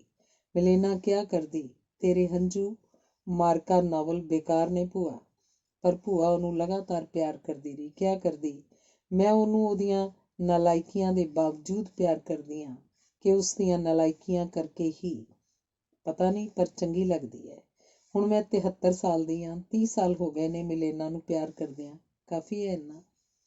ਇਸ ਖਾਨਦਾਨ ਦਾ ਵਡੇਰਾ ਜੌਨ ਜੈਸੇਨੀਅਸ ਜਨਮ 1566 ਪ੍ਰਾਗ ਦਾ ਮੰਨਿਆ ਹੋਇਆ ਸਰਜਨ ਸੀ, ਜੋ ਪ੍ਰਾਗ 'ਚ ਰਹਿੰਦਿਆਂ ਵੀ ਕੇਵਲ ਜਰਮਨ ਅਤੇ ਲਾਤੀਨੀ ਬੋਲੀਆਂ ਬੋਲਦਾ। ਇਹ ਆਪਣੀ ਕਿਸਮ ਦੀ ਬੌਧਿਕ ਸ਼ੇਖੀ ਸੀ। ਉਹ ਸਮਰਾਟ ਰੂਡੋਲਫ ਦੂਜੇ ਦਾ ਸ਼ਾਹੀ ਸਰਜਨ ਰਿਹਾ। ਬਾਦਸ਼ਾਹ ਦੇ ਆਪ ਹੁਦਰੇਪਨ ਦੇ ਖਿਲਾਫ ਅੰਦੋਲਨ ਛਿੜਿਆ ਤਾਂ ਸਰਜਨ ਵਿਰੋਧੀਆਂ ਵਿੱਚ ਸੀ। ਆਖਰ ਬਾਗੀਆਂ ਨੂੰ ਫੜਿਆ ਗਿਆ। ਜਦੋਂ ਮੌਤ ਦੀ ਸਜ਼ਾ ਦਾ ਐਲਾਨ ਹੋਇਆ ਤਾਂ ਡਾਕਟਰ ਨੇ ਉੱਚੀ ਆਵਾਜ਼ 'ਚ ਕਿਹਾ, ਜਿਵੇਂ ਤੁਸੀਂ ਅਪਮਾਨਜਨਕ ਤਰੀਕੇ ਨਾਲ ਸਾਡੇ ਸਿਰਾਂ ਦੀ ਨੁਮਾਇਸ਼ ਦਿਖਾ ਰਹੇ ਹੋ, ਉਹ ਲੋਕ ਆਉਣ ਵਾਲੇ ਨੇ ਜਿਹੜੇ ਸਤਿਕਾਰ ਨਾਲ ਸਾਡੇ ਸਿਰਾਂ ਨੂੰ ਦਫਨ ਕਰਨਗੇ। ਇਸ ਕਥਨ ਦੀ ਸਜ਼ਾ ਪਹਿਲੋਂ ਜਾਨ ਦੀ ਜੀਭ ਕੱਟੀ ਗਈ, ਫਿਰ ਸਿਰ। ਜਦੋਂ ਕਾਫਕਾ ਨੇ ਲਿਖਿਆ, ਮਿਲੇਨਾ ਸ਼ਬਦ ਮੈਨੂੰ ਇਉਂ ਲੱਗਾ ਜਿਵੇਂ ਪ੍ਰਾਗ ਦਾ ਨਹੀਂ, ਗ੍ਰੀਕ ਜਾਂ ਰੋਮਨ ਭਾਸ਼ਾ ਦਾ ਹੋਵੇ, ਜੋ ਭਟਕਦਾ ਭਟਕਦਾ ਬੋਹੇਮੀਆ 'ਚ ਆ ਗਿਆ ਹੋਵੇ, ਜਿਹਨੂੰ ਚੈਕਾਂ ਨੇ ਦਰਿੰਦਗੀ ਨਾਲ ਕੁਚਲ ਕੇ ਜ਼ਬਰਦਸਤੀ ਗਲੋਂ ਬਾਹਰ ਕੱਢਿਆ ਹੋਵੇ। ਉਦੋਂ ਉਹਦਾ ਇਸ਼ਾਰਾ ਮਿਲੇਨਾ ਦੇ ਇਸ ਸ਼ਹੀਦ ਬਾਬੇ ਵੱਲ ਸੇਧਿਤ ਲੱਗਦਾ ਹੈ। ਐਤਵਾਰ ਨੂੰ ਮਾਰਗਰੇਟ ਤੇ ਮਿਲੇਨਾ ਜੇਲ੍ਹ ਦੀਆਂ ਧਾਰੀਦਾਰ ਵਰਦੀਆਂ ਪਹਿਨੀ ਇੱਕ ਦੂਜੀ ਨਾਲ ਗੱਲਾਂ ਕਰਦੀਆਂ ਜਾਂਦੀਆਂ ਸਨ। ਕੀ ਆਪਾਂ ਕਦੀ ਕਿਸੇ ਕਾਫੀ ਹਾਊਸ 'ਚ ਫੇਰ ਬੈਠ ਕੇ ਵੀ ਗੱਲਾਂ ਕਰ ਸਕਾਂਗੀਆਂ? ਕਿਸੇ ਸੰਗੀਤ ਮਹਿਫਿਲ ਦਾ ਆਨੰਦ ਮਿਲੇਗਾ। ਆਲੇ ਦੁਆਲੇ ਵਰਦੀਆਂ ਪਾਈ ਕੈਦਣਾ ਸੈਂਕੜਿਆਂ ਦੀ ਗਿਣਤੀ 'ਚ ਭੂਤਾਂ ਵਾਂਗ ਫਿਰ ਤੁਰ ਰਹੀਆਂ ਸਨ। ਅਚਾਨਕ ਤੇਜ਼ੀ ਨਾਲ ਜਰਮਨ ਸੁਪਰਵਾਈਜ਼ਰ ਆਈ ਤੇ ਦੋਹਾਂ ਨੂੰ ਬੇਦਰਦੀ ਨਾਲ ਕੁੱਟਣ ਲੱਗੀ। ਜੇਲ੍ਹ 'ਚ ਬਾਂਹ ਪਾ ਕੇ ਮਟਰ ਗਸ਼ਤੀ ਦਾ ਕੀ ਮਤਲਬ? ਕੁੱਟ ਖਾ ਕੇ ਦੋਵੇਂ ਸਹੇਲੀਆਂ ਭੀੜ ਤੋਂ ਪਰੇ ਕੰਧ ਓਲੇ ਬੈਠ ਗਈਆਂ। ਭੀੜ ਦੇ ਦੋਜ਼ਖ ਵਿੱਚੋਂ ਨਿਕਲ ਕੇ ਮਾਰਗਰੇਟ ਗੀਤ ਗਾਉਣ ਲੱਗੀ। ਮਿਲੇਨਾ ਨੇ ਕਿਹਾ, ਕਲੋਵਕ ਬੋਜ਼ੀ ਇਹਨਾਂ ਰੂਸੀ ਲਫ਼ਜ਼ਾਂ ਦੇ ਅਰਥ ਹਨ ਦੈਵੀ ਔਰਤ। ਮਾਰਗਰੇਟ ਨੂੰ ਪੁੱਛਿਆ, ਮੇਰੇ ਵਿੱਚ ਤੈਨੂੰ ਕੀ ਸਿਫਤ ਦਿਸੀ ਮਿਲੇਨਾ? ਉਹਨੇ ਕਿਹਾ, ਪਿਆਰ ਕਰਨ ਦੀ ਦਾਤ। ਹਰੇਕ ਨੂੰ ਧਰਤੀ ਵਾਂਗ ਮਜ਼ਬੂਤ ਤੇ ਚੰਗੀ, ਫਲ ਹੀ ਫਲ।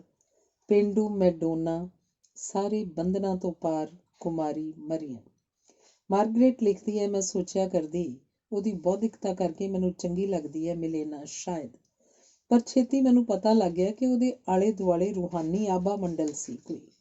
ਉਹ ਨਿਸ਼ਚਿਤ ਕਦਮਾਂ ਨਾਲ ਉਲਟੇ ਰੁੱਖ ਵਗਦੀ ਤੇਜ਼ ਹਵਾ ਨੂੰ ਚੀਰਦੀ ਜਾਂਦੀ।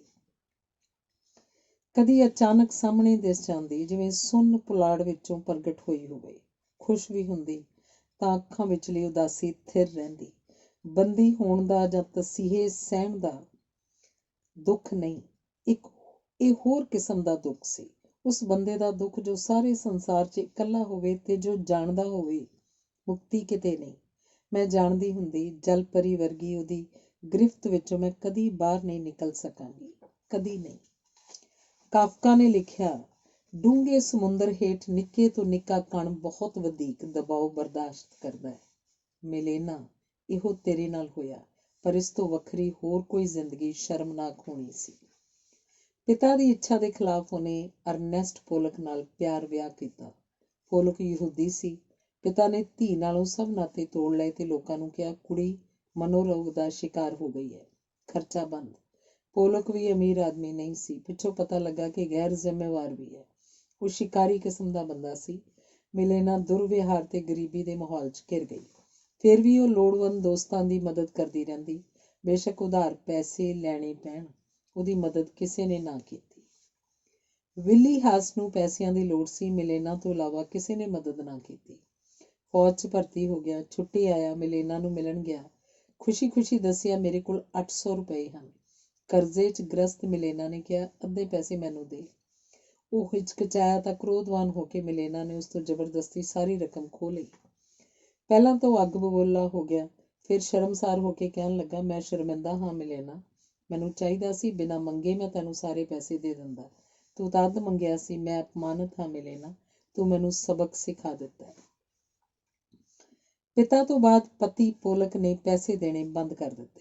ਉਹਨੇ ਚੈੱਕ ਭਾਸ਼ਾ ਪੜ੍ਹਾਉਣੀ ਸ਼ੁਰੂ ਕੀਤੀ, ਪਰ ਇਸ ਨਾਲ ਗੁਜ਼ਾਰਾ ਨਾ ਚੱਲਦਾ। ਜਿਸਮ ਅਜੇ ਤਕੜਾ ਸੀ। ਰੇਲਵੇ ਸਟੇਸ਼ਨ ਚਲੀ ਜਾਂਦੀ ਤੇ ਕੁਲੀ ਦਾ ਕੰਮ ਕਰਦੀ। ਘਟੀਆ ਕੰਮ ਕਰਦਿਆਂ ਕੋਕੀਨ ਖਾਣ ਦੀ ਆਦਤ ਪੈ ਗਈ। ਪਹਿਲੀ ਵਾਰ 1920 ਵਿੱਚ ਮਿਲੇਨਾ ਨੇ ਕਾਫਕਾ ਦੀਆਂ ਕਹਾਣੀਆਂ ਪੜ੍ਹੀਆਂ। ਇਹਨਾਂ ਕਹਾਣੀਆਂ ਨੇ ਉਹਨੂੰ ਕੀਲ ਲਿਆ। ਉਹ ਕਿਹਾ ਕਰਦੀ, ਕਾਫਕਾ ਸੰਪੂਰਨ ਲੇਖਕ ਹੈ। ਉਹਨੇ ਦ ਸਟੋਕਰ, ਦ ਜਜਮੈਂਟ, ਮੈਟਾਮਾਰਫਾਸਿਸ ਤੇ ਕੰਟੈਂਪਲੇਸ਼ਨ ਦਾ ਪਹਿਲੀ ਵਾਰ ਚੈਕ ਭਾਸ਼ਾ 'ਚ ਅਨੁਵਾਦ ਕੀਤਾ। ਕਾਫਕਾ ਨੂੰ ਅਨੁਵਾਦ ਪਸੰਦ ਨਹੀਂ ਆਇਆ। ਮਿਲੇਨਾ ਨੇ ਲੇਖ ਲਿਖਿਆ, curse of the Sterling qualities ਲਿਖਦੀ ਹੈ, ਸਦਾਚਾਰੀ ਲੋਕ ਦਿਆਲੂ ਨਹੀਂ ਹੁੰਦੇ, ਸਗੋਂ ਉਲਟ ਅਜਿਹੇ ਲੋਕ ਖਤਰਨਾਕ ਤੇ ਦੁਸ਼ਟ ਹੁੰਦੇ ਹਨ। ਅਖੌਤੀ ਖਾਮੀਆਂ ਵਾਲੇ ਲੋਕ ਵਧੇਕ ਦਿਆਲੂ ਤੇ ਵਧੇਕ ਸਹਿਣਸ਼ੀਲ ਹੁੰਦੇ ਹਨ। ਇਹਨਾਂ ਲੋਕਾਂ ਵਿੱਚ ਆਪਣੇ ਪਿਤਾ ਨੂੰ ਵੀ ਸ਼ਾਮਲ ਕਰਦੀ ਹੈ, ਜਿਨ੍ਹਾਂ ਨੇ ਸਦਾਚਾਰੀ ਖਾਨਦਾਨੀ ਹੋਣ ਦਾ ਲਿਬਾਸ ਪਹਿਨਿਆ ਹੋਇਆ। ਮੇਰੇ ਪਿਤਾ ਨੇ ਜ਼ਿੰਦਗੀ ਭਰ ਇੱਕ ਵਾਰੀ ਵੀ ਝੂਠ ਨਹੀਂ ਬੋਲਿਆ। ਇਹ ਵੱਡੀ ਗੱਲ ਹੈ। ਮੈਂ ਝੂਠ ਬੋਲ ਦਿੰਦੀ ਤਾਂ ਵੀ ਮੈਨੂੰ ਲੋਕਾਂ ਨੇ ਪਸੰਦ ਕੀਤਾ। ਮੇਰਾ ਸੱਚਾ ਪਿਤਾ ਇੰਨਾ ਬੇਰਹਿਮ, ਮੈਂ ਸੋਚਦੀ ਕਿੰਨਾ ਚੰਗਾ ਹੁੰਦਾ ਜੇ ਇੱਕ ਅੱਧ ਵਾਰ ਝੂਠ ਬੋਲਣ ਦਾ ਕਸ਼ਟ ਕਰ ਲਿਆ ਕਰਦਾ, ਫਿਰ ਉਹ ਕੁਝ ਪਿਆਰਾ ਲੱਗ ਸਕਦਾ। ਇਸ ਦੇ ਉਲਟ ਕਾਫਕਾ ਸਰਬੋਤਮ ਸੀ, ਪਰ ਆਪਣੇ ਗੁਣਾਂ ਨੂੰ ਛੁਪਾ ਲੈਂਦਾ ਤੇ ਆਪਣੇ ਅਜਿਹੇ ਔਗੁਣਾਂ ਦਾ ਜ਼ਿਕਰ ਕਰਦਾ ਜੋ ਉਸ 'ਚ ਸਨ ਹੀ ਨਹੀਂ। ਉਹਨੂੰ ਆਪਣੀ ਨੇਕੀ ਉੱਪਰ ਸ਼ਰਮਿੰਦਗੀ ਹੁੰਦੀ ਸੀ। ਉਹ ਲੁਕ ਛੁਪ ਕੇ ਹੋਰਾਂ ਦੀ ਸਹਾਇਤਾ ਕਰਦਾ, ਸਹੁੰ ਖਾ ਜਾਂਦਾ ਕਿ ਉਹਨੂੰ ਕਿਸੇ ਗੱਲ ਦਾ ਕੋਈ ਪਤਾ ਨਹੀਂ। ਜਦੋਂ ਮੈਂ ਉਹਦੀ ਮੌਤ ਦੀ ਖਬਰ ਸੁਣੀ, ਮੈਨੂੰ ਲੱਗਿਆ ਚੰਗਾ ਹੋਇਆ, ਇਹ ਦੁਨੀਆ ਉਹਦੇ ਰਹਿਣ ਲਾਇਕ ਹੈ ਹੀ ਨਹੀਂ ਸੀ। ਮਿਲੇਨਾ ਨੇ ਮਾਰਗਰੇਟ ਨੂੰ ਕਾਫਕਾ ਦੇ ਬਚਪਨ ਦੀ ਘਟਨਾ ਸੁਣਾਈ। ਗਰੀਬ ਮਾਂ ਨੇ ਮਜ਼ਦੂਰੀ ਕਰਕੇ 1 ਸ਼ਿਲਿੰਗ ਕਮਾਇਆ। ਉਹਨਾਂ ਦਿਨਾਂ 'ਚ ਇਹ ਤਕੜੀ ਰਕਮ ਸੀ। ਕੁਝ ਖਰੀਦਣ ਵਾਸਤੇ ਮਾਂ ਪੁੱਤ ਬਾਜ਼ਾਰ ਵੱਲ ਤੁਰੇ। ਰਸਤੇ 'ਚ ਮੰਗਤੀ ਬੈਠੀ ਸੀ। ਇੰਨੀ ਗਰੀਬ ਮਾਂ ਪੁੱਤ ਨੂੰ ਲੱਗਾ ਜਿਵੇਂ ਦੁਨੀਆ 'ਚ ਸਭ ਤੋਂ ਉੱਤਮ ਕਰਨਯੋਗ ਕੰਮ ਇਹ ਸੀ ਕਿ ਬੁੱਢੀ ਨੂੰ ਸ਼ਿਲਿੰਗ ਦੇ ਦੇਈਏ। ਪਰ ਇੰਨੀ ਵੱਡੀ ਰਕਮ ਲੈ ਕੇ ਬੁੱਢੀ ਜਿੰਨੀ ਖੁਸ਼ ਹੋਏਗੀ ਤੇ ਅਸੀਸਾਂ ਦੇ ਢੇਰ ਲਾ ਦੇਏਗੀ, ਇਹ ਵੀ ਚੰਗੀ ਗੱਲ ਨਹੀਂ ਹੋਣੀ ਸੀ। ਉਹਨਾਂ ਨੇ ਸ਼ਿਲਿੰਗ ਤੁੜਾ ਕੇ 12 ਪੈਨੀਆਂ ਲੈ ਲਈਆਂ। ਮੰਗਤੀ ਲਾਗਿਓਂ ਤੇਜ਼ੀ ਨਾਲ ਅੱਗੇ ਲੰਘਦੇ, ਪਿੱਛੇ ਮੁੜਦੇ, ਪੈਨੀ ਸੁੱਟਦੇ, ਫਿਰ ਵਾਪਸ ਮੁੜ ਆਉਂਦੇ। ਇਉਂ ਕੁਝ ਚੱਕਰ ਲਾ ਕੇ ਸਭ ਪੈਨੀਆਂ ਦੇ ਆਏ। ਆਪਣੇ ਕੋਲ ਕੁਝ ਨਹੀਂ ਰੱਖਿਆ। ਘਰ ਆ ਕੇ ਦੋਵੇਂ ਜਣੇ ਰੱਜ ਕੇ ਰੋਈ। ਕਾਫਕਾ ਨੇ ਖਤ ਵਿੱਚ ਲਿਖਿਆ, ਤੇਰੇ ਖਤ ਚੰਗੇ ਲੱਗਦੇ ਹਨ ਮਿਲੇਨਾ। ਤੇਰਾ ਖਤ ਪੜ੍ਹਦਿਆਂ ਥੋੜ੍ਹੀ ਦੇਰ ਲਈ ਮੈਂ ਡਰਨੋਂ ਹਟ ਜਾਣਾ। ਡਰ ਨਾਲ ਮੈਂ ਇੰਨਾ ਸਹਿਮਤ ਹੋ ਜਾਇਆ ਕਰਦਾ ਕਿ ਉਹਦੇ ਹੱਕ ਵਿੱਚ ਦਲੀਲਾਂ ਦੇਣ ਲੱਗ ਜਾਣਾ। ਤੇਰੇ ਖਤ ਮੈਨੂੰ ਤਕੜਾ ਕਰ ਦਿੰਦੇ ਨੇ ਤਾਂ ਮੈਂ ਡਰਨ ਦੇ ਵਿਰੁੱਧ ਹੋ ਜਾਣਾ। ਤੈਨੂੰ ਮਿਲ ਕੇ ਮੈਂ ਬੇਹੱਦ ਸ਼ਾਂਤ ਹੋ ਜਾਣਾ। ਮੇਰੀ ਬੇਚੈਨੀ ਦੀ ਵੀ ਇਹੀ ਵਜ੍ਹਾ ਹੈ। ਤੇਰੇ ਬੰਧਨ 'ਚ ਫਸ ਕੇ ਮੈਂ ਸੁਤੰਤਰ ਮਹਿਸੂਸ ਕਰਦਾ। ਇਹ ਗੱਲ ਸਮਝਣ ਤੋਂ ਬਾਅਦ ਜੀਵਨ ਤਿਆਗ ਦੇਣਾ ਚੰਗਾ ਲੱਗਦਾ ਹੈ। ਕਾਫਕਾ ਨੇ ਲਿਖਿਆ, ਮਿਲੇਨਾ ਸਮੁੰਦਰ ਵਾਂਗ ਹੈ, ਸ਼ਕਤੀਸ਼ਾਲੀ, ਤਹਿ ਵਿੱਚ ਜਹਾਨ ਦੇ ਖਜ਼ਾਨੇ ਛੁਪੇ ਹੋਏ, ਪਰ ਸਮੁੰਦਰ ਨੂੰ ਨਾ ਆਪਣੀ ਤਾਕਤ ਦਾ ਪਤਾ, ਨਾ ਖਜ਼ਾਨਿਆਂ ਦਾ ਮਾਣ। ਬੇਵਕੂਫ ਇੰਨਾ ਕਿ ਚੰਦ ਦੀ ਕਮਜ਼ੋਰ ਜਿਹੀ ਸ਼ਕਲ ਦੇਖ ਕੇ ਨੱਚਣ ਲੱਗ ਪੈਂਦਾ ਹੈ। ਮਿਲੇਨਾ ਨੇ ਦੱਸਿਆ, ਕਾਫਕਾ ਨੂੰ ਪਤਾ ਨਹੀਂ ਲੱਗਦਾ, ਜਿਸ ਕਾਸੇ ਨੂੰ ਅਸੀਂ ਮਾਮੂਲੀ ਸਮਝਦੇ ਹਾਂ ਉਸ ਲਈ ਉਹ ਗੁੰਝਲਦਾਰ ਹੈ। ਅਸੀਂ ਦੋਵੇਂ ਜਾ ਰਹੇ ਸਾਂ। ਰਾਹ 'ਚ ਬੁੱਢੀ ਮੰਗਤੀ ਦੇਖੀ। ਉਹਨੂੰ 2 ਕਰਾਊਨ ਦਾ ਸਿੱਕਾ ਦੇ ਕੇ ਕਹਿਣ ਲੱਗਾ, 1 ਕਰਾਊਨ ਵਾਪਸ ਕਰ। ਬੁੱਢੀ ਕੋਲ ਵਾਪਸ ਕਰਨ ਲਈ 1 ਕਰਾਊਨ ਹੈ ਨਹੀਂ ਸੀ। ਦੇਰ ਤੱਕ ਉੱਥੇ ਖਲੋਤਾ ਰਿਹਾ। ਮੈਂ ਕਹਿੰਦੀ ਰਹੀ, ਚੱਲ ਛੱਡ, 1 ਨਹੀਂ ਤਾਂ 2 ਦੇ ਦਿੱਤੇ, ਸਮਝ। ਉਹ ਤੁਰ ਪਿਆ, ਬੁੜਬੁੜਾਉਂਦਾ ਰਿਹਾ। ਮੰਗਤੀ ਨਿਕਲੀ ਆਖਰ 1 ਕਰਾਊਨ ਮਾਰ ਗਈ। ਕਮਬਖ਼ਤ, 2 ਦੀ ਛੱਡੋ, 1 ਕਰਾਊਨ ਦੀ ਵੀ ਹੱਕਦਾਰ ਨਹੀਂ ਹੈ। ਮਿਲੇਨਾ ਨੇ ਕਿਹਾ, ਸਾਡੇ ਸਾਰਿਆਂ ਵਿੱਚ ਜੀ ਸਕਣ ਦੀ ਤਾਕਤ ਹੈ ਮਾਰਗਰੇਟ, ਕਿਉਂਕਿ ਅਸੀਂ ਸਹਾਰੇ ਲੱਭਦੇ ਰਹਿੰਦੇ ਹਾਂ, ਕਦੇ ਚੋਰੀ ਦਾ, ਕਦੇ ਝੂਠ ਦਾ, ਕਦੇ ਸੱਚ ਦਾ, ਕਦੇ ਨਿਰਾਸਤਾ ਦਾ। ਕਾਫਕਾ ਨੇ ਕਦੀ ਕੋਈ ਆਸਰਾ ਨਹੀਂ ਤੱਕਿਆ। ਉਹ ਕਦੇ ਝੂਠ ਨਹੀਂ ਬੋਲਿਆ, ਕਦੇ ਨਸ਼ੇ 'ਚ ਬੇਹੋਸ਼ ਨਹੀਂ ਹੋਇਆ, ਕਦੇ ਕਿਸੇ ਦੀ ਸ਼ਰਨ 'ਚ ਨਹੀਂ ਗਿਆ। ਇਉਂ ਸਮਝੋ ਜਿਵੇਂ ਆਪਾਂ ਸਾਰਿਆਂ ਨੇ ਕੱਪੜੇ ਪਹਿਨ ਰੱਖੇ ਹੋਣ ਤੇ ਉਹ ਨੰਗਾ ਹੋਣ ਕਰਕੇ ਲੁਕਦਾ ਫਿਰਦਾ ਹੋਵੇ। ਛਲ ਕਪਟ ਤੋਂ ਪਰੇ, ਪੂਰਨ ਸੰਨਿਆਸੀ। ਸੰਨਿਆਸ ਉਹਦੀ ਮੰਜ਼ਿਲ ਨਹੀਂ। ਉਹਦੀ ਡਰੀ ਹੋਈ ਪਵਿੱਤਰ ਨਜ਼ਰ ਸਮਝੌਤੇ ਕਰਨ ਦੀ ਅਯੋਗਤਾ ਕਰਕੇ ਸੰਨਿਆਸ ਆਪੇ ਉਹਦੇ ਝੋਲੀ 'ਚ ਆ ਡਿੱਗਿਆ। ਕਾਫਕਾ ਤਾਂ ਜਾਣਦਾ ਵੀ ਨਹੀਂ ਸੰਨਿਆਸ ਹੁੰਦਾ ਕੀ ਹੈ। ਔਰਤ ਨੂੰ ਦੇਖ ਕੇ ਉਹ ਜਿੰਨਾ ਹੈਰਾਨ ਹੁੰਦਾ ਹੈ, ਓਨਾ ਹੀ ਟਾਈਪਰਾਈਟਰ ਨੂੰ ਵੇਖ ਕੇ ਅਚੰਭਤ ਹੋ ਜਾਂਦਾ ਹੈ। ਜਾਨਦਾਰ ਜਾਂ ਬੇਜਾਨ, ਉਸ ਵਾਸਤੇ ਕੋਈ ਫਰਕ ਨਹੀਂ। ਕਾਫਕਾ ਨੇ ਉਹਦੇ ਖਤਾਂ ਦਾ ਜਵਾਬ ਦੇਣਾ ਬੰਦ ਕਰ ਦਿੱਤਾ ਕਿ ਕਿਤੇ ਉਹਦਾ ਪਤੀ ਪੋਲਕ ਇਤਰਾਜ਼ ਨਾ ਕਰੇ। 2 ਸਾਲ ਨਿਰੰਤਰ ਡਾਕ ਘਰ ਦੀ ਉਸ ਖਿੜਕੀ ਅੱਗੇ ਜਾ ਕੇ ਖਲੋ ਜਾਂਦੀ ਜਿੱਥੋਂ ਡਾਕ ਮਿਲੇਨਾ ਦੇ ਮੁਹੱਲੇ ਵੱਲ ਜਾਂਦੀ। ਉਹਦੀ ਸਹੇਲੀ ਵਿਲਮਾ ਨੇ ਦੱਸਿਆ ਕਿ 1922 'ਚ ਮੈਂ ਕਾਰ 'ਚ ਜਾ ਰਹੀ ਸਾਂ। ਮਿਲੇਨਾ ਤੇਜ਼ੀ ਨਾਲ ਡਾਕ ਘਰ ਵੱਲ ਤੁਰੀ ਜਾਂਦੀ ਵੇਖੀ। ਮੈਂ ਆਵਾਜ਼ ਮਾਰੀ। ਮਿਲੇਨਾ ਨੇ ਸੁੰਨ ਅੱਖਾਂ ਨਾਲ ਮੇਰੇ ਵੱਲ ਵੇਖਿਆ। ਮੈਨੂੰ ਪਛਾਣਿਆ ਨਹੀਂ। ਚਿਹਰਾ ਪੀਲਾ ਨੁੱਚੜਿਆ ਹੋਇਆ, ਆਸ-ਪਾਸ ਤੋਂ ਪੂਰਨ ਬੇਖਬਰ। ਉਹ ਜਨਵਰੀ ਤੋਂ ਲੈ ਕੇ ਮਈ 1922 ਤੱਕ ਕਾਫਕਾ ਦੇ ਘਰ ਤੇ ਹਸਪਤਾਲ ਵਿੱਚ ਖਬਰਸਾਰ ਲੈਣ ਜਾਂਦੀ ਰਹੀ। ਮੌਤ ਦੀ ਖਬਰ ਸੁਣ ਕੇ ਲਿਖਿਆ, ਪ੍ਰਾਗ ਵਿੱਚ ਥੋੜ੍ਹੇ ਲੋਕ ਉਹਨੂੰ ਜਾਣਦੇ ਹਨ। ਉਹਨੇ ਇੱਕ ਵਾਰ ਕਿਹਾ ਸੀ, ਜਦੋਂ ਆਤਮਾ ਦਾ ਬੋਝ ਚੁੱਕਣ ਦੇ ਸਮਰੱਥ ਦਿਲ ਨਾ ਰਹੇ ਤਾਂ ਫੇਫੜੇ ਭਾਰ ਵੰਡਾਉਣ ਲੱਗਦੇ ਹਨ, ਪਰ ਉਹਨਾਂ ਦੇ ਵੱਸ ਦੀ ਗੱਲ ਨਹੀਂ ਨਾ ਹੁੰਦੀ, ਛੇਤੀ ਹਾਰ ਜਾਂਦੇ ਹਨ। ਕਾਫਕਾ ਇੰਨਾ ਚੰਗਾ ਸੀ ਕਿ ਜਿਉ ਨਾ ਸਕਿਆ, ਕਮਜ਼ੋਰ ਇੰਨਾ ਕਿ ਲੜ ਨਾ ਸਕਿਆ। ਉਹ ਇੰਨਾ ਇਮਾਨਦਾਰ, ਇੰਨਾ ਨਿਰਮਲ ਕਿ ਆਪਣੀਆਂ ਕਮਜ਼ੋਰੀਆਂ ਉੱਪਰ ਪਰਦਾ ਪਾਉਣਾ ਤਾਂ ਦਰਕਿਨਾਰ ਉਹ ਆਪੇ ਉਹਨਾਂ ਬਾਰੇ ਦੱਸਣ ਲੱਗ ਜਾਂਦਾ। ਉਹਨੇ ਮੌਤ ਅੱਗੇ ਖੁਸ਼ੀ ਨਾਲ ਹਥਿਆਰ ਸੁੱਟੇ, ਮੌਤ ਨੂੰ ਸ਼ਰਮਿੰਦਾ ਕਰਨ ਲਈ। 1924 ਵਿੱਚ ਮਿਲੇਨਾ ਨੇ ਆਪਣੇ ਘਰ ਨੂੰ ਪੇਇੰਗ ਗੈਸਟ ਵਿੱਚ ਬਦਲ ਲਿਆ। ਇੱਕ ਨੌਕਰਾਣੀ ਰੱਖ ਲਈ, ਖੁਦ ਖਾਣਾ ਬਣਾਉਂਦੀ। ਉਹਨੇ ਪੋਲਕ ਨੂੰ ਤਲਾਕ ਦੇ ਦਿੱਤਾ। ਪਿਤਾ ਨੇ ਉਹਦੀ ਲਿਖਤ ਵਿਚਲੀ ਤਾਕਤ ਨੂੰ ਪਛਾਣ ਲਿਆ। ਮਿਲੇਨਾ ਵੀ ਚਾਹੁੰਦੀ ਸੀ ਪਿਤਾ ਤੋਂ ਦੂਰ ਨਾ ਹਟਿਆ ਜਾਵੇ। ਸਾਲ 1926 'ਚ ਉਹਨੇ ਦ ਵੇ ਟੂ ਸਿੰਪਲਿਸਿਟੀ ਨਾਮ ਦੀ ਕਿਤਾਬ ਛਪਵਾਈ। ਜਿਵੇਂ ਕਾਫਕਾ ਨੇ ਪਿਤਾ ਦੇ ਨਾਮ ਪੱਤਰ ਲਿਖਿਆ ਸੀ, ਇਹ ਕਿਤਾਬ ਉਸੇ ਤਰ੍ਹਾਂ ਦਾ ਪੱਤਰ ਹੈ। ਕਾਫਕਾ ਦੇ ਪਿਤਾ ਨੇ ਪੁੱਤਰ ਦਾ ਪੱਤਰ ਪੜ੍ਹਿਆ ਨਹੀਂ, ਮਿਲੇਨਾ ਦੇ ਪਿਤਾ ਨੇ ਪੜ੍ਹਿਆ ਤੇ ਧੀ ਨੂੰ ਗਲ ਲਾਇਆ। ਗਰੀਬ ਵਿਆਨਾ ਸ਼ਹਿਰ ਛੱਡ ਕੇ ਉਹ ਆਪਣੇ ਪਿਆਰੇ ਪ੍ਰਾਗ 'ਚ ਪਰਤ ਆਈ, ਜਿੱਥੇ ਸਾਰਾ ਸ਼ਹਿਰ ਉਹਨੂੰ ਜਾਣਦਾ ਸੀ। ਉਹਦੇ ਦੋਸਤਾਂ ਤੇ ਦੁਸ਼ਮਣਾਂ ਦੀ ਗਿਣਤੀ ਆਮ ਨਾਲੋਂ ਬਹੁਤ ਵਧੇਰੇ ਸੀ। ਉਹ ਚਾਹੁੰਦੀ ਸੀ ਕਿ ਜਾਂ ਕੋਈ ਉਹਨੂੰ ਪਿਆਰ ਕਰੇ ਜਾਂ ਨਫ਼ਰਤ, ਵਿੱਚ ਵਿਚਾਲਾ ਪਸੰਦ ਨਹੀਂ। ਚੈਕ ਕਮਿਊਨਿਸਟ ਕਵੀ ਨੇਜ਼ਲ ਮਿਲੇਨਾ ਨੂੰ ਤੇ ਮਿਲੇਨਾ ਨੇਜ਼ਲ ਨੂੰ ਨਾਪਸੰਦ ਕਰਦੇ ਸਨ। ਇੱਕ ਪਾਰਟੀ 'ਚ ਵਧੀਕ ਸ਼ਰਾਬ ਪੀ ਕੇ ਉਹ ਖਰੂਦ ਕਰਨ ਲੱਗਾ ਤਾਂ ਸਾਥੀਆਂ ਨੇ ਚੁੱਕ ਕੇ ਹਾਲ ਦੇ ਬਾਹਰ ਸੁੱਟ ਦਿੱਤਾ। ਮਿਲੇਨਾ ਨੇ ਐਂਬੂਲੈਂਸ ਮੰਗਵਾਈ, ਸਹਾਰਾ ਦੇ ਕੇ ਉਹਨੂੰ ਵਿਦਾ ਕੀਤਾ। ਕੀ ਪਸੰਦ ਹੈ, ਕੀ ਨਾ ਪਸੰਦ, ਇਹਦਾ ਖਿਆਲ ਨਹੀਂ, ਜੋ ਸਹੀ ਹੈ ਉਹੀ ਕਰੇਗੀ। 1927 'ਚ ਉਹਨੇ ਤੀਖਣ ਬੁੱਧ ਇਮਾਰਤ ਸਾਜ਼ ਜੇਰੋਮਰ ਨਾਲ ਸ਼ਾਦੀ ਕੀਤੀ। ਇਹ ਸਾਦਾ ਬੰਦਾ ਸੀ, ਜਿਹਨੇ ਬਿਲਕੁਲ ਹੇਠੋਂ ਰਾਜ ਮਿਸਤਰੀ ਵਜੋਂ ਕੰਮ ਸ਼ੁਰੂ ਕੀਤਾ ਤੇ ਮੁੱਢਲਾ ਕੰਮ ਸਿੱਖ ਕੇ ਸੈਕੰਡਰੀ ਸਕੂਲ ਪਾਸ ਕੀਤਾ। ਉਪਰੰਤ Prague academy of fine arts ਦੇ ਡਿਗਰੀ ਕੋਰਸ ਵਿੱਚ ਦਾਖਲ ਹੋਇਆ। ਇੱਥੇ ਸੰਸਾਰ ਦੇ ਪ੍ਰਸਿੱਧ ਇਮਾਰਤ ਸਾਜ਼ ਲੇ ਕਾਰਬੂਜ਼ੀਏ ਨਾਲ ਮੁਲਾਕਾਤ ਹੋਈ। ਕਾਰਬੂਜ਼ੀਏ ਦੇ ਹੁਨਰ ਦੀ ਸਿਫਤ ਸਭ ਤੋਂ ਪਹਿਲਾਂ ਜੇਰੋਮਰ ਨੇ ਕੀਤੀ ਸੀ। ਜੇਰੋਮਰ ਇਸ ਤੋਂ ਵੱਡਾ ਕਲਾਕਾਰ ਸੀ। ਇਹ 2 ਸਾਲ ਮਿਲੇਨਾ ਦੀ ਜ਼ਿੰਦਗੀ ਦੇ ਉੱਤਮ ਦਿਨ ਸਨ। ਉਹਨੇ 3 ਕਿਤਾਬਾਂ ਛਪਵਾਈਆਂ ਤੇ ਸਚਿੱਤਰ ਮੈਗਜ਼ੀਨ ਚਲਾਇਆ, ਪੇਸਟਰੀ ਟਾਈਡਨ। ਇਸ ਵਿਆਹ ਤੋਂ ਮਿਲੇਨਾ ਨੂੰ ਮਾਨਸਿਕ ਸੰਤੋਖ ਮਿਲਿਆ, ਪਰ ਗਰਭਵਤੀ ਹੋਣ ਦੇ ਸ਼ੁਰੂਆਤੀ ਮਹੀਨਿਆਂ 'ਚ ਦਰਦ ਸ਼ੁਰੂ ਹੋ ਗਿਆ। ਉਹਨੇ ਪਿਤਾ ਤੇ ਪਿਤਾ ਦੇ ਸਹਿਯੋਗੀ ਮਾਹਿਰ ਡਾਕਟਰਾਂ ਦੀ ਰਾਏ ਲਈ। ਪਿਤਾ ਨੇ ਕਿਹਾ, ਜਾਂਚ ਨੇ ਦੱਸ ਦਿੱਤਾ ਹੈ ਕਿ ਸਭ ਠੀਕ ਹੈ, ਤੂੰ ਜੁਆਕੜੀ ਵਾਂਗ ਵਰਤਾਅ ਨਾ ਕਰ, ਸਭ ਠੀਕ ਹੈ। ਪਰ ਸੁਧਾਰ ਨਹੀਂ ਹੋਇਆ, ਹਾਲਤ ਬਦਤਰ ਹੁੰਦੀ ਗਈ। 8ਵੇਂ ਮਹੀਨੇ ਜੇਰੋਮਰ ਉਹਨੂੰ ਪਹਾੜੀ ਵਾਦੀਆਂ 'ਚ ਲੈ ਗਿਆ ਕਿ ਸ਼ਾਇਦ ਹਵਾ ਬਦਲੀ ਨਾਲ ਠੀਕ ਹੋ ਜਾਏ। ਇਹ ਦੱਸਣ ਲਈ ਕਿ ਉਹ ਜੁਆਕੜੀ ਨਹੀਂ, ਝੀਲ ਦੇ ਠੰਡੇ ਪਾਣੀ 'ਚ ਇਸ਼ਨਾਨ ਕਰ ਲਿਆ। ਸਾਰੇ ਜਿਸਮ ਉੱਪਰ ਛਾਲੇ ਨਿਕਲ ਆਏ, ਬੁਖਾਰ ਹੋਇਆ ਤੇ ਇੱਕ ਪਾਸਾ ਖੜ ਗਿਆ। ਡਾਕਟਰਾਂ ਨੇ ਦੱਸਿਆ ਸੇਫਟੀਮੋਨੀਆ ਹੈ। ਦਰਦ ਬੇਅੰਤ ਸੀ। ਪਤਾ ਲੱਗਣ ਤੇ ਪਿਤਾ ਭੱਜਾ ਆਇਆ। ਸਾਲਾਂ ਦਾ ਰੁਕਿਆ ਪਿਤਾ ਪਿਆਰ ਫਿਰ ਪ੍ਰਗਟਿਆ। ਦਿਨ ਰਾਤ ਸਿਰਹਾਣੇ ਬੈਠਾ ਰਹਿੰਦਾ। ਦਰਦ ਘਟਾਉਣ ਲਈ ਮਾਰਫੀਨ ਦਿੱਤੀ ਜਾਂਦੀ। ਸੋਹਣੀ ਨਾਜ਼ੁਕ ਧੀ ਦਾ ਜਨਮ ਹੋਇਆ, ਪਰ ਡਾਕਟਰਾਂ ਨੇ ਦੱਸਿਆ ਕਿ ਮਿਲੇਨਾ ਦੇ ਬਚਣ ਦੀ ਉਮੀਦ ਘੱਟ ਹੈ। ਪਿਤਾ ਨੇ ਦੇਖਿਆ ਕਿ ਵੱਡੇ ਕਲਾਕਾਰਾਂ ਵਾਂਗ ਉਹਦਾ ਜਵਾਈ ਬੇਪਰਵਾਹ ਹੈ ਤੇ ਮਿਲੇਨਾ ਦੀ ਮੌਤ ਤੋਂ ਬਾਅਦ ਬੱਚੀ ਦੀ ਦੇਖਭਾਲ ਨਹੀਂ ਕਰੇਗਾ। ਉਹਨੇ ਕਿਹਾ, ਮਿਲੇਨਾ, ਇਸ ਗੱਲ ਦਾ ਫਿਕਰ ਨਾ ਕਰੀਂ, ਬੱਚੀ ਨੂੰ ਕੌਣ ਪਾਲੇਗਾ? ਮੈਂ ਇਹਦਾ ਨਾਨਾ ਇਹਨੂੰ ਗੋਦ ਲਵਾਂਗਾ। ਠੀਕ ਹੈ ਜੇਰੋਮਰ, ਠੀਕ ਹੈ ਜੇਰੋਮਰ। ਜਵਾਈ ਚੁੱਪ ਰਿਹਾ, ਪਰ ਮਿਲੇਨਾ ਬੋਲੀ, ਤੁਹਾਨੂੰ ਸੌਂਪਣ ਦੀ ਥਾਂ ਪਿਆਰੇ ਪਾਪਾ ਇਹਨੂੰ ਵਲਵਾ ਦਰਿਆ 'ਚ ਸੁੱਟਣਾ ਬਿਹਤਰ। ਮੈਨੂੰ ਦੁੱਖ ਦੇਣ 'ਚ ਜਿਵੇਂ ਤੁਸੀਂ ਕਾਮਯਾਬ ਹੋ ਗਏ ਸੀ, ਹੁਣ ਮੈਂ ਉਹ ਦੁੱਖ ਆਪਣੀ ਧੀ ਉੱਪਰ ਹਰਗਿਜ਼ ਦੁਹਰਾਉਣ ਨਹੀਂ ਦਿਆਂਗੀ।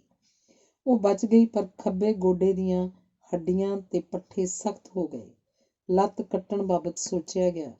ਪਿਤਾ ਨਹੀਂ ਮੰਨਿਆ। ਮਾਹਿਰਾਂ ਨੂੰ ਬੁਲਾ ਕੇ ਫੈਸਲਾ ਕੀਤਾ ਗਿਆ ਕਿ ਸੁੰਨ ਕਰਨ ਪਿੱਛੋਂ ਪੈਰ ਤੇ ਗੋਡੇ ਨੂੰ ਜ਼ਬਰਦਸਤੀ ਅੱਗੇ ਪਿੱਛੇ ਮੋੜਿਆ ਜਾਵੇ। ਕੜਾਕੇ ਨਿਕਲ ਗਏ, ਪਰ ਤਜਰਬਾ ਸਫਲ ਰਿਹਾ। ਪਿਤਾ ਦੀਆਂ ਅੱਖਾਂ ਵਿੱਚ ਹੰਝੂ ਆ ਗਏ। ਉਹਨੇ ਸਰਜਨ ਨੂੰ ਜੱਫੀ 'ਚ ਲੈ ਲਿਆ। ਮਿਲੇਨਾ ਬੇਹੋਸ਼ੀ ਵਿੱਚੋਂ ਜਾਗੀ ਤਾਂ ਯਕੀਨ ਨਾ ਆਇਆ ਕਿ ਉਹ ਠੀਕ ਹੋ ਗਈ ਹੈ। 1 ਸਾਲ ਫੌੜੀਆਂ ਦੇ ਸਹਾਰੇ ਹਸਪਤਾਲ 'ਚ ਤੁਰਨ ਦਾ ਅਭਿਆਸ ਕਰਨ ਪਿੱਛੋਂ ਧੀ ਸਮੇਤ ਘਰ ਆਈ ਤਾਂ ਉਹਨੂੰ ਇੱਕ ਹੋਰ ਸਦਮਾ ਲੱਗਾ। ਇਲਾਜ ਦੌਰਾਨ ਉਹਨੂੰ ਕੋਕੀਨ ਦਿੱਤੀ ਜਾਂਦੀ ਰਹੀ। ਹੁਣ ਉਹਨੂੰ ਇਹਦੀ ਆਦਤ ਪੈ ਗਈ ਹੋਈ ਸੀ। ਜਿਸ ਤੋਰ ਦੀ ਸ਼ਾਨ ਤੋਂ ਕੁੜੀਆਂ ਈਰਖਾ ਕਰਦੀਆਂ ਸਨ, ਖਤਮ। ਚਾਲ ਬੇਢੰਗੀ, ਚਿਹਰਾ ਇੱਕ ਪਾਸਿਓਂ ਸੁੱਜਿਆ ਹੋਇਆ। ਕਿਆ ਕਰਦੀ?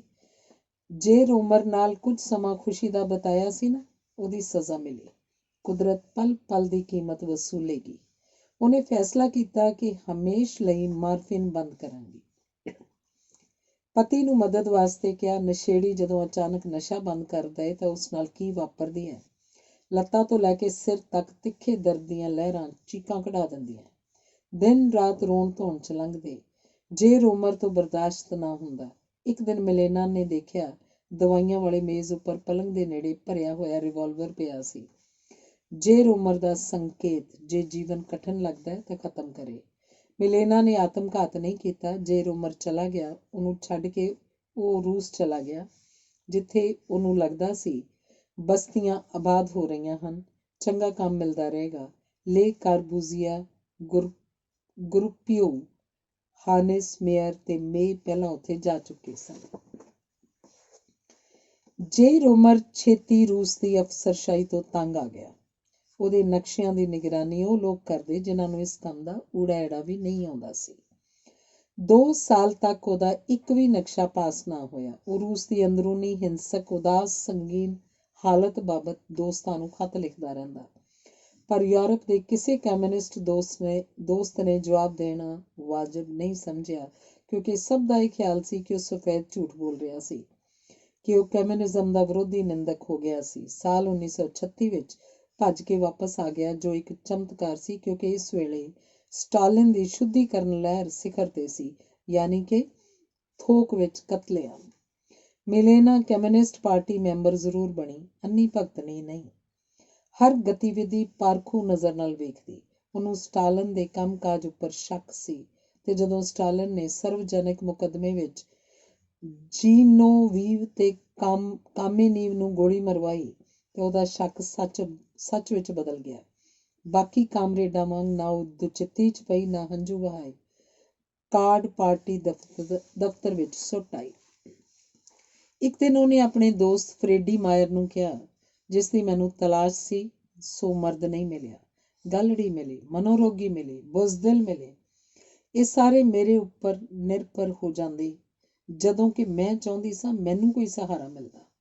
ਮੈਂ ਸੁਪਨੇ ਲੈਂਦੀ ਮੇਰੇ ਕਾਫੀ ਬੱਚੇ ਹੋਣ, ਮੈਂ ਧਾਰਾਂ ਚੋ ਰਹੀ ਹਾਂ, ਪਸ਼ੂ ਚਾਰ ਰਹੀ ਹਾਂ, ਮੇਰਾ ਪਤੀ ਆਉਂਦੇ ਜਾਂਦੇ ਮੈਨੂੰ ਛੇੜਛਾੜ ਜਾਵੇ। ਦਿਲੋਂ ਮੈਂ ਚੈੱਕ ਕਿਸਾਨ ਔਰਤ ਹਾਂ। ਮੇਰੇ ਅੰਦਰ ਜਿਹੜਾ ਅਖੌਤੀ ਬੌਧਿਕ ਕੀੜਾ ਵੜ ਗਿਆ, ਉਹ ਬਦਕਿਸਮਤ ਦੁਰਘਟਨਾ ਸੀ।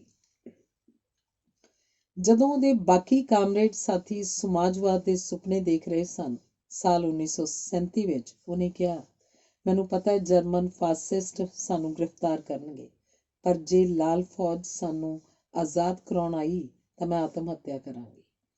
ਮਈ 1936 ਵਿੱਚ ਜਰਮਨ ਨੇ ਚੈਕੋਸਲੋਵਾਕੀਆ ਉੱਪਰ ਹਮਲਾ ਕਰ ਦਿੱਤਾ। ਇਸ ਯੁੱਧ ਦੀ ਸ਼ਾਨਦਾਰ ਰਿਪੋਰਟਿੰਗ ਮਿਲੇਨਾ ਖਤਰੇ ਉਠਾ ਕੇ ਕਰਦੀ ਰਹੀ। ਜਰਮਨਾਂ ਨੇ ਬਹਾਨਾ ਇਹ ਲਾਇਆ ਕਿ ਚੈੱਕ ਲੋਕ ਉੱਥੇ ਵਸਦੇ ਜਰਮਨਾਂ ਉੱਪਰ ਜ਼ੁਲਮ ਢਾ ਰਹੇ ਹਨ।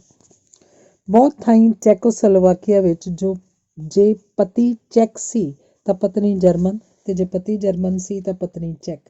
ਬੱਚੇ ਆਪਸ ਵਿੱਚ ਇਸ ਮੁੱਦੇ ਤੇ ਲੜ ਪੈਂਦੇ। ਮਾਰਚ 1939 ਵਿੱਚ ਜਦੋਂ ਜਰਮਨਾਂ ਨੇ ਚੈਕੋਸਲੋਵਾਕੀਆ ਉੱਪਰ ਕਬਜ਼ਾ ਕਰ ਲਿਆ ਤਾਂ ਬੇਅੰਤ ਫੁਰਤੀ ਨਾਲ ਮਿਲੇਨਾ ਨੇ ਉਹਨਾਂ ਫੌਜੀਆਂ ਨਾਲ ਸੰਪਰਕ ਕੀਤਾ ਜਿਨ੍ਹਾਂ ਨੂੰ ਅਜੇ ਗ੍ਰਿਫਤਾਰ ਨਹੀਂ ਕੀਤਾ ਗਿਆ ਸੀ। ਉਹਨਾਂ ਨੂੰ ਕਿਹਾ ਕਿ ਇੰਗਲੈਂਡ ਦੀਆਂ ਫੌਜਾਂ ਦੀ ਮਦਦ ਕਰੋ। ਇੱਥੇ ਉਹਨੇ ਪੈਗੰਬਰੀ ਰੋਲ ਅਦਾ ਕੀਤਾ। ਉਹ ਜ਼ਬਰਦਸਤ ਦਲੀਲਾਂ ਨਾਲ ਲੈਸ ਲੇਖ ਅਖਬਾਰਾਂ ਨੂੰ ਭੇਜਦੀ, ਪਰ ਜਰਮਨ ਸੈਂਸਰ ਅੱਧਿਓਂ ਵੱਧ ਕੱਟ ਦਿੰਦਾ। ਸਹੇਲੀ ਵਿਲਮਾ ਉਸ ਤੋਂ ਪਰੇ ਹਟ ਗਈ ਸੀ, ਕਿਉਂਕਿ ਵਿਲਮਾ ਨੂੰ ਮਾਰਕਸੀ ਸਿਧਾਂਤ ਜਚਿਆ ਨਹੀਂ ਸੀ। ਜਦੋਂ ਪਤਾ ਲੱਗਾ ਕਿ ਮਿਲੇਨਾ ਨੇ ਪਾਰਟੀ ਛੱਡ ਦਿੱਤੀ ਹੈ ਤੇ ਕਾਮਰੇਡ ਉਹਨੂੰ ਤਾਸਕੀ ਦੀ ਚੇਲੀ ਹੋਣ ਦਾ ਫਤਵਾ ਦੇ ਚੁੱਕੇ ਹਨ, ਉਹ ਮਿਲਣ ਆਈ। ਦੋਵੇਂ ਸਹੇਲੀਆਂ ਮੁੱਦਤ ਬਾਅਦ ਮਿਲੀਆਂ ਤਾਂ ਇਸ ਤਰ੍ਹਾਂ ਜਿਵੇਂ ਕਦੇ ਵਿਛੜੀਆਂ ਹੀ ਨਹੀਂ ਸਨ। ਵਿਲਮਾ ਬੋਲੀ, ਮੋਰਾਵੀਆ ਦੀ ਨਦੀ ਪੁੰਕਵਾ ਨੂੰ ਅਚਾਨਕ ਜ਼ਮੀਨ ਨਿਗਲ ਜਾਂਦੀ ਹੈ, ਪਤਾ ਨਹੀਂ ਲੱਗਦਾ ਕਿੱਧਰ ਗਾਇਬ ਹੋ ਗਈ। ਘਾਟੀਆਂ ਤੇ ਦਰਿਆਂ ਵਿੱਚ ਉਹ ਅੰਡਰਗਰਾਊਂਡ ਵਗਦੀ ਜਾਂਦੀ, ਫਿਰ ਜ਼ਮੀਨ 'ਚੋਂ ਬਾਹਰ ਨਿਕਲ ਕੇ ਵਗਣ ਲੱਗਦੀ ਹੈ। ਆਪਣੀ ਦੋਸਤੀ ਇਸੇ ਤਰ੍ਹਾਂ ਦੀ ਹੈ। ਜਦੋਂ ਵੱਖ ਹੋਈਆਂ ਤਾਂ ਪਤਾ ਨਹੀਂ ਕਿੱਧਰ ਗਈਆਂ, ਜਦੋਂ ਮਿਲੀਆਂ ਤਾਂ ਇਉਂ ਜਿਵੇਂ ਇੱਥੇ ਹੀ ਸਾਂ, ਇਕੱਠੀਆਂ। ਮਿਲੇਨਾ ਨੇ ਲਿਖਿਆ, ਚੈੱਕ ਹੋਣ ਕਰਕੇ ਮੈਨੂੰ ਆਪਣਾ ਦੇਸੀ ਸੰਗੀਤ ਚੰਗਾ ਲੱਗਦਾ ਹੈ। ਸ਼ਬਦ ਦੀ ਥਾਂ ਸ਼ਬਦ ਦੀ ਧੁਨ ਸੁਣ ਕੇ ਮੈਂ ਪੂਰੇ ਅਰਥਾਂ ਤੱਕ ਪੁੱਜ ਜਾਂਦੀ ਹਾਂ। ਇੱਕ ਸ਼ਬਦ ਮੈਨੂੰ ਪੂਰੇ ਸਪੇਸ ਤੱਕ ਫੈਲਾ ਦਿੰਦਾ ਹੈ। ਲੋਕਾਂ ਵਾਸਤੇ ਸਪੇਸ ਦਾ ਅਰਥ ਹਵਾ ਜਾਂ ਆਕਾਸ਼ ਹੋਏਗਾ, ਸਾਡੇ ਵਾਸਤੇ ਸਾਡੀ ਮਿੱਟੀ ਸਪੇਸ ਹੈ। ਅਸੀਂ ਚੈੱਕ ਕੇ ਸ਼ੇਖੀ ਨਹੀਂ ਮਾਰਦੇ ਕਿ ਅਸੀਂ ਜਰਮਨਾਂ ਤੇ ਸਲਾਵਕਾਂ ਵਿਚਕਾਰ ਪੁਲ ਬਣਾਂਗੇ। ਅਸੀਂ ਪੁਸ਼ਤਾਂ ਤੋਂ ਖੇਤੀ ਕਰਦੇ ਕਿਸਾਨ ਹਾਂ। ਬਾਬੇ ਨੇ ਹਲ ਦਾ ਮੁੰਨਾ ਸਾਡੇ ਪਿਤਾ ਨੂੰ ਤੇ ਪਿਤਾ ਨੇ ਆਪਣੇ ਪੁੱਤਰ ਨੂੰ ਫੜਾਇਆ। ਉਹ ਅੱਗੋਂ ਆਪਣੀ ਸੰਤਾਨ ਨੂੰ ਫੜਾਏਗਾ। ਅੱਜ ਦਾ ਚੈੱਕ ਬੀਤੇ ਚੈੱਕ ਤੇ ਭਵਿੱਖ ਦੇ ਚੈੱਕ ਵਿਚਕਾਰ ਪੁਲ ਬਣ ਸਕਦਾ ਹੈ। ਕੇਵਲ ਵਧੀਕ ਸ਼ੇਖੀਆਂ ਮਾਰਨ ਦੀ ਕੋਈ ਤੁਕ ਨਹੀਂ। ਆਪਣੇ ਬੱਚਿਆਂ ਨੂੰ ਅਸੀਂ ਸੁਣਾਵਾਂਗੇ ਚੈੱਕ ਲੋਕ ਗੀਤ ਜਾਂ ਫਿਰ ਸੰਤ ਵੇਂਚੇਸਲਾਸ ਦੀ ਬਾਣੀ। ਸਾਨੂੰ ਹੋਰ ਕਾਸੇ ਦੀ ਲੋੜ ਨਹੀਂ। ਮਿਲੇਨਾ ਜਰਮਨ ਫੌਜਾਂ ਤਾਂ ਪ੍ਰਾਗ ਵਿੱਚੋਂ ਕੱਢ ਨਹੀਂ ਸਕਦੀ ਸੀ। ਉਹਨੇ ਆਪਣੇ ਚੈੱਕ ਬੁੱਧੀਜੀਵੀਆਂ ਨੂੰ ਸੁਰੱਖਿਅਤ ਬਾਹਰ ਕੱਢਣ ਦੀ ਵਿਉਂਤ ਬਣਾਈ, ਜਿਨ੍ਹਾਂ ਦੇ ਸਿਰਾਂ ਉੱਪਰ ਜਰਮਨਾਂ ਨੇ ਨਾਮ ਰੱਖੇ ਹੋਏ ਸਨ।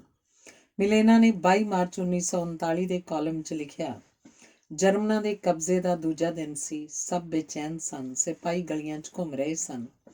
ਇੱਕ ਚੈੱਕ ਕੁੜੀ ਘਰੋਂ ਬਾਹਰ ਕੋਈ ਚੀਜ਼ ਖਰੀਦਣ ਲਈ ਨਿਕਲੀ ਤਾਂ ਫੌਜ ਵੇਖ ਕੇ ਘਬਰਾ ਗਈ ਤੇ ਰੋਣ ਲੱਗੀ।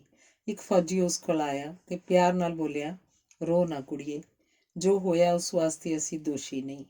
ਉਹਨੇ ਕੁੜੀ ਨੂੰ ਉਵੇਂ ਦਿਲਾਸਾ ਦਿੱਤਾ ਜਿਵੇਂ ਕੋਈ ਆਪਣੀ ਧੀ ਨੂੰ ਹੌਸਲਾ ਰੱਖਣ ਲਈ ਕਹੇ। ਇਹੋ ਜਿਹੇ ਬੰਦਿਆਂ ਨੂੰ ਮੈਂ ਕਿਵੇਂ ਦੋਸ਼ੀ ਠਹਿਰਾ ਸਕਦੀ ਹਾਂ? ਹਜ਼ਾਰਾਂ ਦੀ ਗਿਣਤੀ 'ਚ ਚੈੱਕ ਨਾਗਰਿਕ ਅਗਿਆਤ ਸੈਨਿਕ ਦੇ ਬੁੱਤ ਵੱਲ ਤੁਰ ਪਏ, ਹੱਥਾਂ ਵਿੱਚ ਗੁਲਦਸਤੇ। ਸਾਰਿਆਂ ਦੀਆਂ ਅੱਖਾਂ ਵਿੱਚ ਹੰਝੂ। ਨਾ ਉੱਚੀ ਉੱਚੀ ਰੋਣ ਧੋਣ, ਨਾ ਉੱਚੀ ਆਵਾਜ਼ 'ਚ ਸਿਸਕੀਆਂ, ਨਾ ਡਰ ਦਾ ਕੋਈ ਨਿਸ਼ਾਨ, ਸਿਰਫ ਦੁੱਖ, ਮੂਕ ਵੇਦਨਾ। ਜਦੋਂ ਸਾਡਾ ਇਹ ਕਾਫਲਾ ਤੁਰਿਆ ਜਾ ਰਿਹਾ ਸੀ, ਪਹਿਰੇ ਉੱਪਰ ਤੈਨਾਤ ਇੱਕ ਜਰਮਨ ਸਿਪਾਹੀ ਦਾ ਹੱਥ ਖੁਦ ਬਖੁਦ ਆਪਣੀ ਟੋਪੀ ਵੱਲ ਵਧਿਆ। ਸਤਿਕਾਰ ਨਾਲ ਸਿਰ ਨੀਵਾਂ ਕੀਤਾ। ਉਹਨੂੰ ਅਹਿਸਾਸ ਸੀ ਕਿ ਉਹਦੀ ਮੌਜੂਦਗੀ ਕਾਰਨ ਚੈੱਕਾਂ ਦੀਆਂ ਅੱਖਾਂ ਡੁਬਡੁਬਾਈਆਂ ਹੋਈਆਂ ਹਨ। ਜ਼ੈਡਵਿਚ ਨੇ ਉਨੀ ਦਿਨੀ ਲਿਖਿਆ, ਚੈਕੋਸਲੋਵਾਕੀਆ ਨੂੰ ਬਚਾਉਂਦੀ ਮਿਲੇਨਾ ਬਿਲਕੁਲ ਚਰਚਲ ਵਾਂਗ ਲੱਗਦੀ। ਰੌਸ਼ਨ ਮੱਥਾ, ਮਿਹਰਬਾਨ ਅੱਖਾਂ, ਬੇਡੌਲ ਜਿਹਾ ਮੂੰਹ, ਪੂਰਨ ਆਤਮ ਵਿਸ਼ਵਾਸ, ਸਹੀ ਰਾਜਨੀਤਿਕ ਸੂਝ-ਬੂਝ ਉਹਨੂੰ ਚਰਚਲ ਵਰਗੀ ਬਣਾਉਂਦੀ। ਉਹਦੀ ਹੱਥ ਲਿਖਤ ਦੇਖ ਕੇ ਮੈਕਸ ਬਰੋਦ ਨੇ ਲਿਖਿਆ, ਪੂਰੀ ਟਾਮਸ ਮਾਨ ਵਰਗੀ ਲਿਖਤ। ਟਾਮਸ ਮਾਨ ਦੀ ਹੱਥ ਲਿਖਤ ਅਦੁੱਤੀ ਮੰਨੀ ਜਾਂਦੀ ਸੀ। ਉਹਨੇ ਬਹੁਤ ਚਿੰਤਕਾਂ ਨੂੰ ਸੁਰੱਖਿਅਤ ਸੀਮਾ ਪਾਰ ਕਰਵਾਇਆ, ਖੁਦ ਨਹੀਂ ਗਈ। ਉਹਦਾ ਫੈਸਲਾ ਪ੍ਰਾਗ ਵਿੱਚ ਮਰਨ ਦਾ ਸੀ। ਉਹਨੂੰ ਪਤਾ ਸੀ ਗੋਲੀ ਖਾ ਕੇ ਮਰਨਾ ਬੜਾ ਸੌਖਾ ਹੈ। ਵਾਲਾਂ ਤੋਂ ਫੜ ਕੇ ਘਸੀਟਣਾ, ਗਾਲਾਂ, ਲੱਤਾਂ ਘੁਸਾਉਣ ਵਧੀਕ ਜ਼ਲਾਲਤ ਭਰਿਆ ਹੈ। ਪਰ ਕਿਸੇ ਨੂੰ ਤਾਂ ਕੁਰਬਾਨੀ ਦੇਣੀ ਪਏਗੀ ਹੀ। ਮਿਲੇਨਾ ਤਿਆਰ ਸੀ। ਇੱਕ ਦਿਨ ਪਿਤਾ ਦਾ ਫੋਨ ਆਇਆ। ਕਿਹਾ, ਕਿਉਂ, ਕੀ ਹੋਇਆ ਕੁੜੀਏ? ਤੈਨੂੰ ਹੁਣ ਤੱਕ ਗ੍ਰਿਫਤਾਰ ਕਿਉਂ ਨਹੀਂ ਕੀਤਾ ਜਰਮਨਾਂ ਨੇ? ਤੇਰੇ ਵਰਗੀ ਸਵੈਮਾਨ ਵਾਲੀ ਕੁੜੀ ਇੰਨੀ ਦੇਰ ਜੇਲ੍ਹ ਤੋਂ ਬਾਹਰ ਰਹਿਣੀ ਤਾਂ ਨਹੀਂ ਸੀ ਚਾਹੀਦੀ। ਮਿਲੇਨਾ ਨੇ ਕੀ ਕਿਹਾ ਪਤਾ ਨਹੀਂ, ਪਰ ਕੁਝ ਦਿਨ ਬਾਅਦ ਗੈਸਟਾਪੋ ਨੇ ਇੰਟੈਰੋਗੇਸ਼ਨ ਵਾਸਤੇ ਬੁਲਾ ਲਿਆ।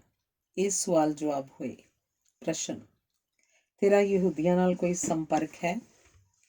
ਉੱਤਰ, ਹਾਂ ਹੈ। ਕੋਈ ਇਤਰਾਜ਼? ਪ੍ਰਸ਼ਨ, ਤੇਰਾ ਪ੍ਰੇਮੀ ਕਿੱਥੇ ਹੈ? ਉੱਤਰ, ਦੇਰ ਪਹਿਲਾਂ ਦੇਸ਼ ਛੱਡ ਗਿਆ ਹੈ। ਪ੍ਰਸ਼ਨ, ਤੇਰੀ ਧੀ ਦਾ ਪਿਤਾ ਯਹੂਦੀ ਹੈ? ਉੱਤਰ, ਅਫਸੋਸ ਯਹੂਦੀ ਨਹੀਂ ਹੈ। ਪ੍ਰਸ਼ਨ, ਬਕਵਾਸ ਬੰਦ ਕਰ, ਅਸੀਂ ਇਹੋ ਜਿਹੇ ਜਵਾਬ ਸੁਣਨ ਦੇ ਆਦੀ ਨਹੀਂ। ਉੱਤਰ, ਮੈਨੂੰ ਵੀ ਇਹੋ ਜਿਹੇ ਸਵਾਲ ਚੰਗੇ ਨਹੀਂ ਲੱਗਦੇ। ਮਿਲੇਨਾ ਨੂੰ ਨਾ ਗ੍ਰਿਫਤਾਰੀ ਖੌਫਜ਼ਦਾ ਲੱਗਦੀ ਸੀ, ਨਾ ਤਸੀਹਾਂ ਦਾ ਸਾਹਮਣਾ। ਕੋਈ ਆਫਤ, ਫਿਕਰ ਸੀ ਤਾਂ ਕੇਵਲ ਆਪਣੀ ਧੀ ਹੌਂਜਾ ਦਾ। ਉਹਦਾ ਕੀ ਬਣੇਗਾ? ਆਖਰ ਜਦੋਂ ਮਿਲੇਨਾ ਨੂੰ ਗੈਸਟਾਪੋ ਗ੍ਰਿਫਤਾਰ ਕਰਕੇ ਤਸੀਹਾ ਕੇਂਦਰ 'ਚ ਲੈ ਗਈ ਤਾਂ ਨਾਨਾ ਦੋਤੀ ਨੂੰ ਲੈ ਗਿਆ। ਪ੍ਰਾਗ ਦੀ ਯੂਨੀਵਰਸਿਟੀ ਤੇ ਸਾਰੇ ਕਾਲਜ ਹਮੇਸ਼ਾ ਵਾਸਤੇ ਬੰਦ ਕਰ ਦਿੱਤੇ ਗਏ। ਵਿਰੋਧ ਵਿੱਚ ਵਿਦਿਆਰਥੀਆਂ ਨੇ ਰੈਲੀ ਕੀਤੀ ਤਾਂ 120 ਵਿਦਿਆਰਥੀ ਜਰਮਨਾਂ ਦੀਆਂ ਗੋਲੀਆਂ ਨਾਲ ਮਰੇ ਤੇ ਹਜ਼ਾਰਾਂ ਨੂੰ ਤਸੀਹਾ ਕੇਂਦਰਾਂ 'ਚ ਭੇਜ ਦਿੱਤਾ ਗਿਆ। ਜਰਮਨਾਂ ਹੱਥੋਂ ਜੋ ਜ਼ਲਾਲਤ ਸਹਿਣੀ ਪੈਂਦੀ, ਉਹਦਾ ਅਸਰ ਨਹੀਂ। ਮਿਲੇਨਾ ਨੂੰ ਉਦੋਂ ਦੁੱਖ ਹੁੰਦਾ ਜਦੋਂ ਚੈੱਕ ਕਮਿਊਨਿਸਟ ਕੈਦਨਾਂ ਉਹਦੀ ਬੇਇੱਜ਼ਤੀ ਕਰਦੀਆਂ। ਘਸੁੰਨ ਮੁੱਕੇ ਆਮ ਗੱਲ ਹੁੰਦੀ। ਕਸੂਰ ਮਿਲੇਨਾ ਦਾ ਸੀ। ਉਹ ਇੰਨੀ ਖੁਦਦਾਰ ਸੀ ਕਿ ਅੱਖਾਂ ਤੇ ਸਿਰ ਨਹੀਂ ਝੁਕਾਉਂਦੀ ਸੀ। ਕੁਝ ਕੈਦਨਾਂ ਉਹਦੀ ਇੱਜ਼ਤ ਵੀ ਕਰਦੀਆਂ, ਚੋਰੀ ਚੋਰੀ, ਡਰਦੀਆਂ ਡਰਦੀਆਂ।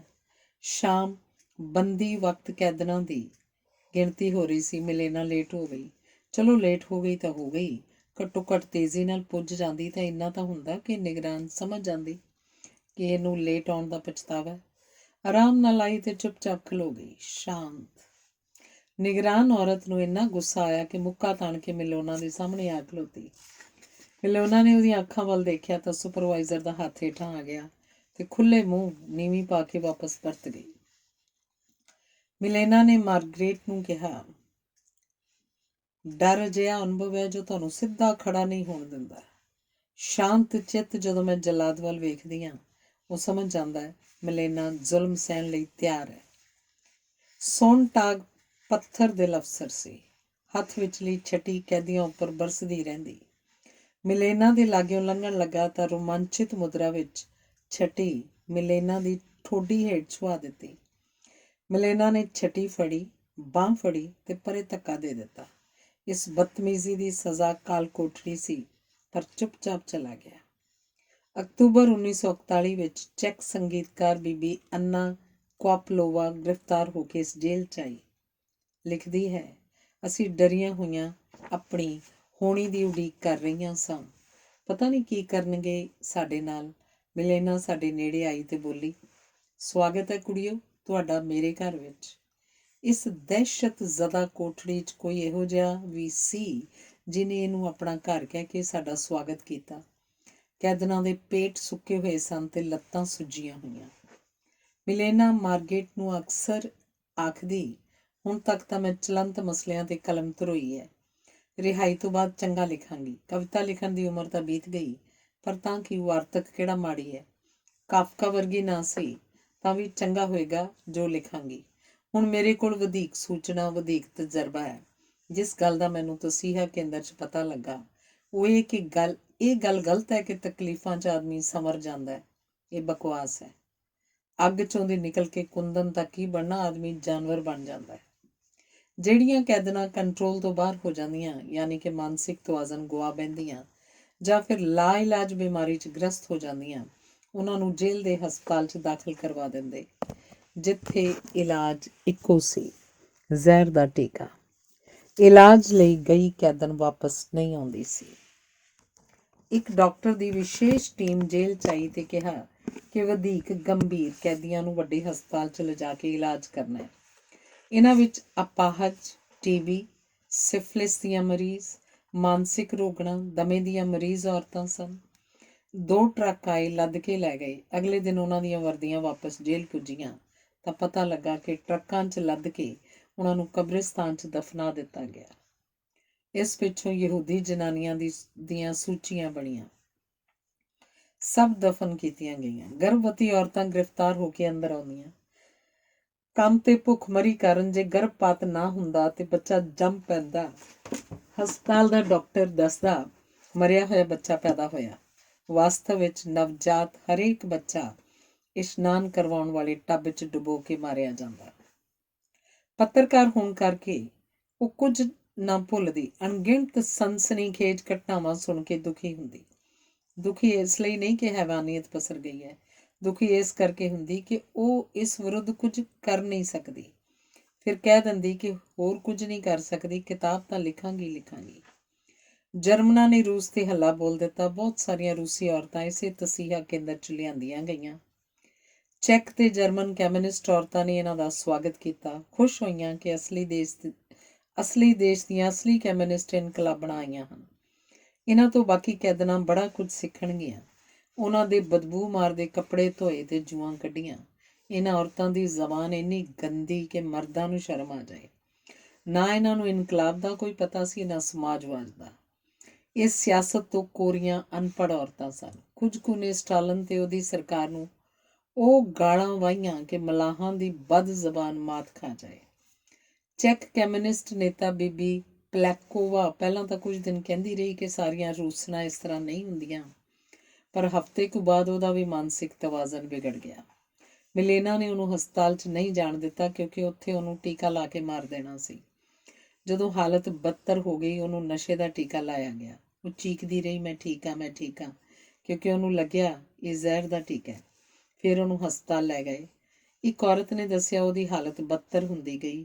ਉਹਨੇ ਖਾਣਾ ਖਾਣ ਤੋਂ ਇਨਕਾਰ ਕਰ ਦਿੱਤਾ। ਘੰਟਿਆਂ ਬੱਧੀ ਕੰਧ ਨਾਲ ਢੋਹ ਲਾ ਕੇ ਖਲੋਤੀ ਰਹਿੰਦੀ। ਫਿਰ ਚੀਕਣ ਲੱਗਦੀ, ਸਟਾਲਿਨ ਆਈ ਲਵ ਯੂ। 2 ਹਫ਼ਤਿਆਂ ਬਾਅਦ ਜਦੋਂ ਉਹਦੀ ਲਾਸ਼ ਹਸਪਤਾਲੋਂ ਬਾਹਰ ਆਈ, ਉਹ ਹੱਡੀਆਂ ਦੀ ਮੁੱਠੀ ਸੀ। ਆਪੇ ਮਰੀ ਕਿ ਟੀਕਾ ਲਾ ਕੇ ਮਾਰੀ ਗਈ, ਕਿਸੇ ਨੂੰ ਪਤਾ ਨਹੀਂ। ਕਮਿਊਨਿਸਟ ਔਰਤ ਕੈਦੀਆਂ ਦਾ ਵਰਤਾਰਾ ਅਜੀਬ ਸੀ। ਉਹ ਕੈਦਨਾਂ ਨੂੰ ਇਹ ਨਹੀਂ ਸੀ ਪੁੱਛਦੀਆਂ ਕਿ ਭੁੱਖੀਆਂ ਹੋ ਜਾਂ ਦਰਦ ਕੁਝ ਘਟਿਆ ਹੈ ਕਿ ਨਹੀਂ। ਉਹ ਪੁੱਛਿਆ ਕਰਦੀਆਂ, ਤੂੰ ਕਾਮਰੇਡ ਹੈ ਕਿ ਨਹੀਂ। ਉਹਨਾਂ ਦੇ ਖਿਆਲ 'ਚ ਬਾਕੀ ਲੋਕ ਕੁਲੀ ਮਜ਼ਦੂਰ ਬਿਮਾਰ ਮਰਦੇ ਨੇ ਤਾਂ ਮਰਨ, ਕਮਿਊਨਿਸਟ ਬਚਣੇ ਚਾਹੀਦੇ ਨੇ। ਇਹ ਵਰਤਾਰਾ ਮਿਲੇਨਾ ਨੂੰ ਦੁਖੀ ਕਰਦਾ। ਉਹ ਹੋਰ ਸਖਤ ਹੋ ਜਾਂਦੀ। ਮਿਲੇਨਾ ਅੰਦਰਲਾ ਜੱਜ ਉਹਨਾਂ ਨੂੰ ਲਾਹਨਤਾਂ ਪਾਉਂਦਾ। ਕਮਿਊਨਿਸਟ ਕੈਦਣਾ ਉਹਨੂੰ ਬੁਰਜੂਆ ਜਨਾਨੀ ਸ਼ਬਦਾਂ ਦੀ ਅਕਸਰ ਗਾਲ ਦਿੰਦੀਆਂ। ਜਰਮਨੀ ਨੇ ਰੂਸ 'ਤੇ ਹੱਲਾ ਬੋਲਿਆ ਤਾਂ ਮਿਲੇਨਾ ਤੋਂ ਇਲਾਵਾ ਸਾਰੀਆਂ ਕੈਦਨਾਂ ਖੁਸ਼ ਹੋਈਆਂ ਕਿ ਜਿੱਤ ਯਕੀਨਨ ਰੂਸ ਦੀ ਹੋਏਗੀ। ਫਿਰ ਉਹਨਾਂ ਦੀ ਰਿਹਾਈ ਹੋਏਗੀ। ਮਿਲੇਨਾ ਦੀ ਰਾਜਨੀਤਿਕ ਸਮਝ ਅਥਾਹ ਸੀ। ਉਹਨੇ ਕਿਹਾ ਜੇ ਸਟਾਲਿਨ ਜਿੱਤ ਗਿਆ ਤਾਂ ਯੂਰਪ ਉਹਦੇ ਸਾਰੇ ਪੁਰਾਣੇ ਗੁਨਾਹ ਮਾਫ਼ ਕਰ ਦੇਗਾ ਤੇ ਨਵੇਂ ਗੁਨਾਹ ਕਰਨ ਦੀ ਇਜਾਜ਼ਤ ਦੇਗਾ। ਰਾਸ਼ਟਰੀ ਸਮਾਜਵਾਦ ਤੇ ਕਮਿਊਨਿਜ਼ਮ ਵੱਖ-ਵੱਖ ਨਹੀਂ ਹਨ। ਕਾਮਰੇਡ ਔਰਤਾਂ ਇਹ ਗੱਲਾਂ ਸੁਣ ਕੇ ਬਾਕੀਆਂ ਨੂੰ ਆਖਦੀਆਂ, ਜਦੋਂ ਆਪਾਂ ਸਭ ਰਿਹਾ ਹੋਵਾਂਗੀਆਂ ਤਾਂ ਮਿਲੇਨਾ ਤੇ ਮਾਰਗਰੇਟ ਨੂੰ ਕੰਧ ਵੱਲ ਮੂੰਹ ਕਰਵਾ ਕੇ ਗੋਲੀਆਂ ਨਾਲ ਭੁੰਨ ਦਿੱਤਾ ਜਾਏਗਾ। ਆਖਰ ਮਿਲੇਨਾ ਇਸ ਨਰਕ 'ਚ ਹਾਰ ਗਈ। ਉਹਨੂੰ ਅਧਰੰਗ ਦਾ ਦੌਰਾ ਪਿਆ। ਉਹਦਾ ਚਿਹਰਾ ਨੁੱਚੜ ਗਿਆ। ਉਹਨੂੰ ਬਿਮਾਰੀ ਦਾ ਦੁੱਖ ਨਹੀਂ ਸੀ। ਸੋਚਦੀ ਸੀ ਜ਼ਹਿਰ ਦਾ ਟੀਕਾ ਲਾਉਣਗੇ। ਸ਼ੀਸ਼ਾ ਦੇਖ ਕੇ ਕਹਿਣ ਲੱਗੀ, ਮੈਂ ਬਿਲਕੁਲ ਉਸ ਬਾਂਦਰ ਵਰਗੀ ਹੋ ਗਈ ਹਾਂ ਜਿਹੜਾ ਸਾਡੀ ਗਲੀ 'ਚ ਮੰਗਤੇ ਸਾਹਮਣੇ ਨੱਚਿਆ ਕਰਦਾ ਸੀ ਤੇ ਅਸੀਂ ਹੱਸ-ਹੱਸ ਕੇ ਲੋਟ-ਪੋਟ ਹੋ ਕੇ ਭੀਖ ਦਿੰਦੇ। ਜੀਵਨ ਛੋਟਾ, ਮਾਰਗਰੇਟ, ਮੌਤ ਵੱਡੀ। ਇਸੇ ਹਸਪਤਾਲ 'ਚ ਇੱਕ ਦਿਨ ਮਰਦ ਕੈਦੀਆਂ ਨੂੰ ਇਲਾਜ ਵਾਸਤੇ ਲਿਆਂਦਾ ਗਿਆ। ਇੱਕ ਮਰੀਜ਼ ਨੂੰ ਮਿਲੇਨਾ ਨੇ ਪਛਾਣ ਲਿਆ। ਇਹ ਤਾਂ ਪ੍ਰਸਿੱਧ ਚੈਕ ਇਤਿਹਾਸਕਾਰ ਜ਼ੇਵਿਸ਼ ਕਲੰਦਰਾ ਸੀ। ਨਰਸ ਦੀ ਮਿੰਨਤ ਕਰਕੇ ਮਿਲੇਨਾ ਨੇ ਉਸ ਕੋਲ ਪਰਚੀ ਭੇਜੀ। ਲਿਖਿਆ ਸੀ, ਖਾਣ ਲਈ ਕੁਝ ਭੇਜਾਂ। ਜ਼ੇਵਿਸ ਨੇ ਜਵਾਬ ਦਿੱਤਾ, ਦੁਬਾਰਾ ਪਰਚੀ ਨਾ ਭੇਜੀ ਮਿਲੇਨਾ, ਤੂੰ ਤੇ ਮੈਂ ਵੱਡੀ ਮੁਸੀਬਤ 'ਚ ਫਸ ਜਾਵਾਂਗੇ। ਚੰਗੀ ਕਿਸਮਤ ਨੂੰ 1945 'ਚ ਜ਼ੇਵਿਸ਼ ਰਿਹਾ ਹੋ ਕੇ ਪ੍ਰਾਗ ਪੁੱਜ ਗਿਆ, ਜਿੱਥੇ 1949 ਵਿੱਚ ਕਮਿਊਨਿਸਟਾਂ ਨੇ ਗ੍ਰਿਫਤਾਰ ਕਰਕੇ ਉਹਨੂੰ ਗੱਦਾਰ ਐਲਾਨ ਕੇ ਮੌਤ ਦੀ ਸਜ਼ਾ ਦਿੱਤੀ। ਜੇਲ੍ਹ ਕਮਾਂਡੈਂਟ ਨੇ ਮਿਲੇਨਾ ਤੇ ਮਾਰਗਰੇਟ ਗੱਲਾਂ ਕਰਦੀਆਂ ਦੇਖ ਲਈਆਂ। ਉਹਨੇ ਗਰਜਦਿਆਂ ਮਾਰਗਰੇਟ ਨੂੰ ਕਿਹਾ, ਮੇਰੇ ਪਿੱਛੇ ਆ। ਉਹ ਤੁਰ ਪਈ। ਉਹਦੇ ਗਰਮ ਕੱਪੜੇ ਉਤਰਵਾ ਕੇ ਠੰਡੇ ਸੂਤੀ ਕੱਪੜੇ ਪਵਾਏ ਗਏ ਤੇ ਤਹਿਖਾਨੇ 'ਚ ਬੰਦ ਕਰ ਦਿੱਤੇ। ਇਹ ਇਮਾਰਤ ਪਹਿਲੋਂ ਬੈਂਕ ਹੁੰਦੀ ਸੀ ਤੇ ਇਹ ਜ਼ਮੀਨਦੋਜ਼ ਲੋਹੇ ਦਾ ਬਕਸਾ ਸਟਰੋਂਗ ਰੂਮ ਸੀ। ਉਹ ਨਾ ਰੋਈ ਕੁਰਲਾਈ, ਨਾ ਤਰਸ ਕਰਨ ਲਈ ਮਿੰਨਤਾਂ ਕੀਤੀਆਂ। ਕਿਆ ਕਰਦੀ, ਸਾਇਬੇਰੀਆ ਦਾ 5 ਸਾਲਾ ਨਰਕ ਭੁਗਤ ਚੁੱਕੀ। ਫਿਰ ਇਸ ਸਭ ਕੁਝ ਦਾ ਕੀ ਮਾਇਨਾ। ਭੁੱਖੀ ਰੱਖਿਆ ਗਿਆ ਕੁਝ ਦਿਨਾਂ ਤੱਕ ਤਾਂ ਸੁਪਨੇ ਆਉਂਦੇ ਜਿਵੇਂ ਆਲੇ ਦੁਆਲੇ ਡਬਲ ਰੋਟੀਆਂ ਦੇ ਪਹਾੜ ਹੋਣ। ਠੰਡ ਹੋਣ ਕਰਕੇ ਸੁਪਨਿਆਂ 'ਚ ਰੇਸ਼ਮੀ ਰਜਾਈਆਂ ਦਿਸਦੀਆਂ। ਕੁਝ ਦਿਨਾਂ ਬਾਅਦ ਇਹ ਸਭ ਬੰਦ। ਨਾ ਭੁੱਖ ਰਹੀ, ਨਾ ਠੰਡ ਲੱਗੀ। ਆਲਾ ਦੁਆਲਾ ਸ਼ਾਂਤ ਹੋ ਗਿਆ। ਇਸ ਨੂੰ ਮੌਤ ਦੀ ਸ਼ਾਂਤੀ ਕਹੋਗੇ ਕਿ ਜੀਵਨ ਦੀ ਆਸ, ਪਤਾ ਨਹੀਂ, ਪਰ ਅਜੇ ਮਿਲੇਨਾ ਵਾਸਤੇ ਜਿਉਣਾ ਚਾਹੁੰਦੀ ਸੀ। ਉਹਨੂੰ ਮਾਰਗਰੇਟ ਦੀ ਲੋੜ ਸੀ। ਇੱਕ ਦਿਨ ਬੰਕਰ ਦਾ ਦਰਵਾਜ਼ਾ ਖੁੱਲ੍ਹਿਆ। ਇੱਕ ਕੈਦੀ ਔਰਤ ਨੇ ਨਿੱਕਾ ਜਿਹਾ ਪੈਕੇਟ ਦਿੱਤਾ। ਕਿਹਾ, ਮਿਲੇਨਾ ਨੇ ਭੇਜਿਆ, ਲੁਕਾ ਲੈ। ਮੈਂ ਚੱਲੀ। ਇੱਕ ਮੁੱਠੀ ਚੀਨੀ, ਥੋੜ੍ਹੀ ਕੁ ਬ੍ਰੈਡ ਤੇ 2 ਬੰਦ। ਮਿਲੇਨਾ ਦੇ ਪਾਪਾ ਨੇ ਜੋ ਭੇਜਿਆ ਉਸ ਵਿੱਚੋਂ ਹਿੱਸਾ। ਇੱਕ ਦਿਨ ਉਹੀ ਕੈਦਣ ਫਿਰ ਕੁਝ ਦੇਣ ਆਈ। ਮਾਰਗਰੇਟ ਨੇ ਪੋਟਲੀ ਹੱਥ 'ਚ ਫੜ ਲਈ।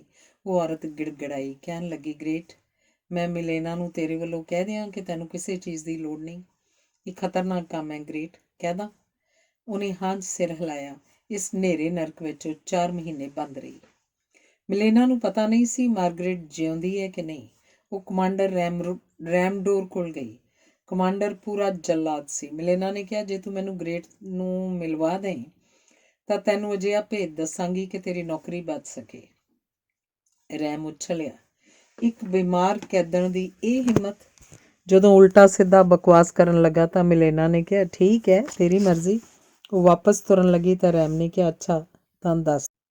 ਮਿਲੇਨਾ ਨੇ ਕਿਹਾ, ਪਹਿਲਾਂ ਗ੍ਰੇਟ ਨੂੰ ਤਾਂ ਮਿਲਾ। ਰੈਮ ਨੇ ਕਿਹਾ, ਬਾਅਦ 'ਚ ਮਿਲਾਵਾਂਗਾ। ਮਿਲੇਨਾ ਨੇ ਕਿਹਾ, ਮੰਨ ਲਵਾਂ ਕਿ ਇਹ ਜਰਮਨ ਨਾਗਰਿਕ ਦਾ ਵਾਅਦਾ ਹੈ। ਰੈਮ ਨੇ ਹਾਂ 'ਚ ਸਿਰ ਹਿਲਾਇਆ। ਇਹੋ ਜਿਹੀ ਗੱਲ ਤੇ ਜਰਮਨ ਜਲਦੀ ਫੂਕ ਛੱਕ ਜਾਂਦੇ ਹਨ। Promise of a German. Milena ਨੇ ਦੱਸਿਆ ਕਿ ਬਿਮਾਰ ਕੈਦਰਾਂ ਨੂੰ ਜ਼ਹਿਰ ਦੇ ਟੀਕੇ ਨਾਲ ਮਾਰਿਆ ਜਾ ਰਿਹਾ ਹੈ। ਜੋ ਕੈਦੀ ਕੈਦਰਾਂ ਬਿਮਾਰ ਨਹੀਂ ਪਰ ਸੋਨੇ ਦਾ ਕੋਈ ਦੰਦ ਹੈ। ਡਾਕਟਰ ਰੇਜ਼ਨਥਾਲ ਤੇ ਨਰਸ ਗੈਰਿਡਾ, ਜੋ ਡਾਕਟਰ ਦੀ ਰਖੇਲ ਹੈ, ਮਾਰ ਦਿੰਦੇ ਹਨ। ਨਵਜਾਤ ਬੱਚੇ ਪਾਣੀ 'ਚ ਡੋਬ ਕੇ ਮਾਰੇ ਜਾਂਦੇ ਹਨ। ਇੱਕ ਕੈਦਰ ਨੇ ਖੁਦ ਬੱਚਾ ਜੰਮ ਦਿੱਤਾ। ਬੱਚੇ ਦੀਆਂ ਚੀਕਾਂ ਸਭ ਨੇ ਸੁਣੀਆਂ, ਪਰ ਨਰਸ ਨੇ ਐਲਾਨ ਕੀਤਾ ਕਿ ਮਰਿਆ ਹੋਇਆ ਬੱਚਾ ਪੈਦਾ ਹੋਇਆ। ਰੈਮ ਨੂੰ ਕਿਹੜਾ ਇਹਨਾਂ ਗੱਲਾਂ ਦਾ ਪਤਾ ਨਹੀਂ ਸੀ, ਪਰ ਉਹ ਡਰ ਗਿਆ ਕਿ ਗੱਲ ਹੁਣ ਨਸ਼ਰ ਹੋ ਗਈ ਹੈ। ਮੈਂ ਆਪਣੇ ਸਿਰ ਖਤਰਾ ਕਿਉਂ ਲਵਾਂ? ਖੈਰ, ਉਹਨੇ ਮਿਲੇਨਾ ਤੇ ਗ੍ਰੇਟ ਦੀ ਮੁਲਾਕਾਤ ਕਰਵਾ ਦਿੱਤੀ ਤੇ ਡਾਕਟਰ ਤੇ ਨਰਸ ਨੂੰ ਗ੍ਰਿਫਤਾਰ ਕਰ ਲਿਆ। ਜੇ ਕਿਤੇ ਰੈਮ ਡਾਕਟਰ ਦੀ ਤਰਫਦਾਰੀ ਕਰਨ ਦਾ ਫੈਸਲਾ ਕਰ ਲੈਂਦਾ ਤਾਂ ਮਿਲੇਨਾ ਦੇ ਸਿਰ 'ਚ ਗੋਲੀ ਵੱਜਣੀ ਸੀ। ਇਸ ਗੱਲ ਦਾ ਮਿਲੇਨਾ ਨੂੰ ਪਤਾ ਸੀ, ਪਰ ਫਿਰ ਕੀ ਸੀ? ਇਸ ਨਾਲ ਵੀ ਕੀ ਫਰਕ ਪੈਂਦਾ? ਮਿਲੇਨਾ ਸਭ ਕਾਸੇ ਲਈ ਤਿਆਰ ਸੀ, ਪਰ ਗ੍ਰੇਟ ਨੂੰ ਮਿਲਣਾ ਜ਼ਰੂਰੀ ਸੀ। ਉਹਦੀ ਜ਼ਿੰਦਗੀ ਕੀਮਤੀ ਸੀ, ਕਿਉਂਕਿ ਮਿਲੇਨਾ ਨੇ ਉਸ ਤੋਂ ਕਿਤਾਬ ਲਿਖਵਾਉਣੀ ਸੀ। ਮਿਲੇਨਾ ਖੁਦ ਲਿਖਣ ਤੋਂ ਅਪਾਹਜ ਹੋ ਗਈ ਸੀ। ਇੱਕ ਦਿਨ ਰੈਮਡੋਰ ਮਿਲੇਨਾ ਕੋਲ ਆ ਕੇ ਬੋਲਿਆ, ਜੇ ਤੂੰ ਕੈਦਰਾਂ ਦੀ ਜਸੂਸੀ ਕਰਨ ਲੱਗ ਜਾਵੇਂ ਤੈਨੂੰ ਰਿਆਇਤਾਂ ਦਿਆਂ। ਮਿਲੇਨਾ ਹੱਸ ਪਈ। ਗਲਤ ਸਿਰਨਾਵੇਂ ਤੇ ਪੁੱਜ ਗਿਆ ਰੈਮ। ਮੈਂ ਦੁੱਖ ਵਿੱਚ ਤਾਂ ਹਾਂ, ਨਾ ਬੁਜ਼ਦਿਲ ਹਾਂ ਨਾ ਮੂਰਖ। ਰੈਮ ਗੁੱਸਾ ਤਾਂ ਪੀ ਗਿਆ, ਪਰ ਆਖਰ ਹੋਰ ਕੀ ਕਹਿੰਦਾ। ਬੋਲਿਆ, ਕੋਈ ਇਸ ਗੱਲ ਤੋਂ ਮੁਨਕਰ ਨਹੀਂ ਹੋ ਸਕਦਾ ਮਿਲੇਨਾ ਕਿ ਤੂੰ ਸ਼ਾਨਦਾਰ ਇਨਸਾਨ ਹੈ। ਮਿਲੇਨਾ ਨੇ ਕਿਹਾ, ਜੇ ਤੂੰ ਮੁਨਕਰ ਹੋ ਜਾਵੇਂ ਤਾਂ ਵੀ ਕੀ ਫਰਕ ਹੈ? ਮੈਂ ਹਾਂ ਹੀ ਜਦੋਂ ਸ਼ਾਨਦਾਰ। ਕਾਫਕਾ ਨੇ ਮਿਲੇਨਾ ਨੂੰ ਖਤ 'ਚ ਦੇਰ ਪਹਿਲਾਂ ਲਿਖਿਆ ਸੀ, ਮੌਤ ਤਾਂ ਹੋਵੇ ਪਰ ਮੌਤ ਦੀ ਤਕਲੀਫ ਨਾ ਹੋਵੇ। ਇਹ ਇੱਛਾ ਗਲਤ ਹੈ। ਇਸ ਇੱਛਾ ਨੂੰ ਨਜ਼ਰਅੰਦਾਜ਼ ਕਰਕੇ ਵੀ ਮੌਤ ਦਾ ਜ਼ਿਕਰ ਹੋ ਸਕਦਾ ਹੈ। ਇੱਕ ਦਿਨ ਮਿਲੇਨਾ ਨੇ ਮਾਰਗਰੇਟ ਨੂੰ ਕਿਹਾ, ਮੈਨੂੰ ਆਪਣੀ ਧੀ ਹੌਂਜਾ ਦੀ ਕੋਈ ਖਬਰ ਨਹੀਂ ਮਿਲੀ। ਕਿਸ ਰੰਗ ਦੇ ਕੱਪੜੇ ਪਹਿਨਦੀ ਹੋਏਗੀ? ਕੀ ਲੰਮੀਆਂ ਜੁਰਾਬਾਂ ਪਾਉਂਦੀ ਹੈ ਉਹ? ਖਾਸ ਦਿਨੀ ਕੀ ਕਰਿਆ ਕਰਦੀ ਹੈ? ਕੀ ਪਤਾ ਸਕੂਲ ਜਾਣੋਂ ਹਟ ਕੇ ਪਿਆਨੋ ਵਜਾਉਂਦੀ ਰਹਿੰਦੀ ਹੋਵੇ ਸਾਰਾ ਦਿਨ। ਨਾਨਾ ਆਪਣੀ ਦੋਹਤੀ ਉੱਪਰ ਉਵੇਂ ਸਖਤੀ ਕਰਦਾ ਹੋਏਗਾ ਜਿਵੇਂ ਮੇਰੇ ਉੱਪਰ। ਇੱਕ ਦਿਨ ਮਿਲੇਨਾ ਨੇ ਪਿਤਾ ਦਾ ਖਤ ਗ੍ਰੇਟ ਨੂੰ ਪੜ੍ਹਨ ਲਈ ਦਿੱਤਾ। ਇਸ ਖਤ 'ਚ ਫਿਕਰ, ਧੀ ਪ੍ਰਤੀ ਪਿਆਰ ਤੇ ਸੱਚੇ ਦੁੱਖ ਤੋਂ ਇਲਾਵਾ ਕੁਝ ਨਹੀਂ ਸੀ। ਮਿਲੇਨਾ ਨੇ ਕਿਹਾ, ਖੂਨ ਦੇ ਰਿਸ਼ਤੇ ਬਾਬਤ ਪਿਆਰ ਪ੍ਰਗਟਾਉਣ ਦਾ ਮੇਰੇ ਪਾਪਾ ਦਾ ਆਪਣਾ ਹੀ ਅੰਦਾਜ਼ ਹੈ। ਇਸ ਨਾਲ ਕੀ ਫਰਕ ਪੈਂਦਾ? ਸਾਫ਼ ਗੱਲ ਕੇਵਲ ਇਹ ਹੈ ਕਿ ਉਹ ਨਿਰਦਈ ਹੈ, ਹੋਰ ਕੁਝ ਨਹੀਂ। ਮਿਲੇਨਾ ਨੂੰ ਇਸ ਗੱਲ ਦਾ ਪਤਾ ਨਹੀਂ ਸੀ ਕਿ ਗੈਸਟਾਪੋ ਨੇ ਉਹਦੀ ਮਾਸੂਮ ਧੀ ਉੱਪਰ ਜ਼ੁਲਮ ਢਾਏ, ਪਰ ਉਹ ਟੁੱਟੀ ਨਹੀਂ, ਕੋਈ ਭੇਦ ਨਹੀਂ ਦਿੱਤਾ। ਗੂੰਗੀ ਤੇ ਬੋਲੀ ਹੋ ਗਈ ਸੀ ਸਿਪਾਹੀਆਂ ਸਾਹਮਣੇ। ਉਹਦਾ ਨਾਨਾ ਫਖਰ ਨਾਲ ਦੋਸਤਾਂ ਵਿੱਚ ਇਸ ਗੱਲ ਦਾ ਜ਼ਿਕਰ ਕਰਿਆ ਕਰਦਾ ਸੀ। ਸਾਰੀਆਂ ਸਖੀਆਂ ਨੇ ਫੈਸਲਾ ਕੀਤਾ ਕਿ 10 ਅਗਸਤ 1943 ਨੂੰ ਮਿਲੇਨਾ ਦਾ ਜਨਮ ਦਿਨ ਮਨਾਇਆ ਜਾਵੇ।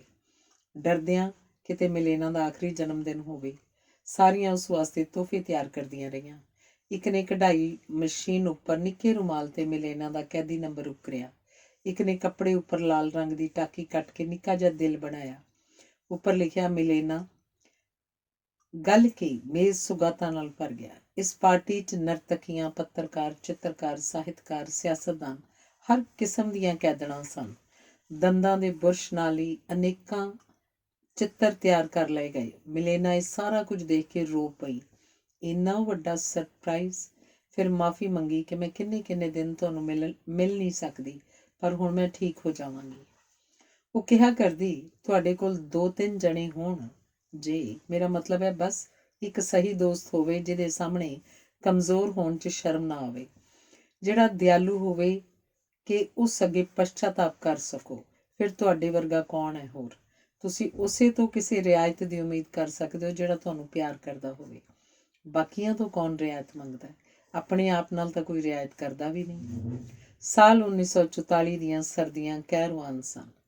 ਹਿਟਲਰ ਥਾਂ ਹਾਰ ਰਿਹਾ ਸੀ, ਪਰ ਇੱਧਰ ਕੈਦੀ ਵੀ ਕਿਹੜਾ ਬਚਣ ਲੱਗੇ ਸਨ। ਇੱਕ ਦਿਨ ਵਿੱਚ 50-50 ਮੌਤਾਂ ਹੁੰਦੀਆਂ। ਕੈਦੀ ਆਪਣੇ ਮੁਰਦੇ ਢੋਂਦੇ, ਬਹੁਤੇ ਤਾਬੂਤ ਕੀ ਕਰਨੇ, ਇੱਕ ਕਫਨ 'ਚ 2-2 ਪਿੰਜਰ ਵੜ ਜਾਂਦੇ। ਕਈ ਵਾਰ ਇਹਨਾਂ ਦੀ ਵੀ ਲੋੜ ਨਾ ਪੈਂਦੀ। ਟੋਆ ਪੁੱਟਿਆ, ਮੁਰਦੇ ਸੁੱਟੇ ਤੇ ਮਾੜੀ ਮੋਟੀ ਮਿੱਟੀ ਪਾ ਦਿੱਤੀ। ਕਬਰਾਂ ਦੀ ਖੁਦਾਈ ਕੈਦੀ ਕਰਦੇ। ਠੇਕੇਦਾਰ ਵੇਡਲੈਂਡ ਆਪਣਾ ਘੋੜਾ ਗੱਡੀ ਉੱਪਰ ਲਾਸ਼ਾਂ ਢੋਇਆ ਕਰਦਾ ਸੀ, ਪਰ ਕੰਮ ਵੱਧ ਜਾਣ ਕਰਕੇ ਉਹਨੇ ਟਰੱਕ ਲੈ ਲਿਆ। ਮਿਲੇਨਾ ਇਸ ਕਰਕੇ ਘਸਰਦੀ ਕੰਮ ਤੇ ਜਾਂਦੀ ਕਿ ਕਿਤੇ ਉਹਨੂੰ ਪੂਰਨ ਅਪਾਹਜ ਸਮਝ ਕੇ ਟੀਕਾ ਨਾ ਲਾ ਦੇਣ। ਉਂਝ ਉਸ ਅੰਦਰਲੀ ਜੀਵਨ ਰੌਂ ਖਤਮ ਹੋ ਗਈ ਸੀ। ਕਦੀ ਹੌਕਾ ਲੈ ਕੇ ਕਹਿੰਦੀ, ਮੈਂ ਜਿਉਂਦੀ ਪਰਾਗ ਨਹੀਂ, ਜਾ ਸਕਦੀ ਹੁਣ। ਜੇ ਕਿਤੇ ਵੇਡਲੈਂਡ ਆਖਾਂ ਮੰਨ ਲਵੇ, ਮੇਰੀ ਲਾਸ਼ ਪਰਾਗ ਪਹੁੰਚਾ ਦੇਵੇ। ਉਹਦੀ ਜਾਕਟ ਕਿੰਨੀ ਸੋਹਣੀ ਹੈ, ਕਿੰਨਾ ਭਲਾ ਮਨੁੱਖ ਹੈ ਵੇਡਲੈਂਡ। ਪਹਿਲੇ ਡਾਕਟਰ ਦੀ ਬਦਲੀ ਪਿੱਛੋਂ ਅੰਗਰੇਜ਼ ਡਾਕਟਰ ਟਰਾਇਟ ਆਇਆ। ਉਹ ਭਲਾ ਜਵਾਨ ਸੀ। ਉਹਨੇ ਮਿਲੇਨਾ ਨੂੰ ਦੱਸਿਆ ਕਿ ਉਹ ਮਿਲੇਨਾ ਦੇ ਪਾਪਾ ਦਾ ਵਿਦਿਆਰਥੀ ਰਿਹਾ ਹੈ। ਮਿਲੇਨਾ ਨੂੰ ਇਤਬਾਰ ਆ ਗਿਆ। ਉਹਦਾ ਡਾਕਟਰ ਨੇ ਮੁਕੰਮਲ ਮੁਆਇਨਾ ਕੀਤਾ। ਇੱਕ ਗੁਰਦਾ ਪੂਰੀ ਤਰ੍ਹਾਂ ਅਲਸਰ ਨੇ ਨਕਾਰਾ ਕਰ ਦਿੱਤਾ ਸੀ। ਇਹ ਕੱਢਣਾ ਜ਼ਰੂਰੀ ਸੀ। ਤਿਆਰੀਆਂ ਹੋ ਗਈਆਂ। ਖੂਨ ਕਿੱਥੇ ਸੀ? ਚੜਾਇਆ ਗਿਆ। ਇਹ ਜਨਵਰੀ 1944 ਦੀ ਗੱਲ ਹੈ। ਉਹਨੇ ਖੂਨ ਚੜ੍ਹਨ ਤੋਂ ਬਾਅਦ ਖੁਸ਼ੀ ਆਪਣੇ ਲਾਲ ਹੱਥ ਕੈਦਨਾਂ ਨੂੰ ਦਿਖਾਏ। ਆਪਰੇਸ਼ਨ ਸ਼ੁਰੂ ਹੋਇਆ ਤਾਂ ਬਦਕਿਸਮਤੀ ਨਾਲ ਬੇਹੋਸ਼ੀ ਦੌਰਾਨ ਵਿਚਕਾਰੋਂ ਜਾਗ ਪਈ ਤੇ ਡਾਕਟਰ ਨੂੰ ਕੱਢੀ ਕਿਡਨੀ ਦਿਖਾਉਣ ਲਈ ਕਿਹਾ।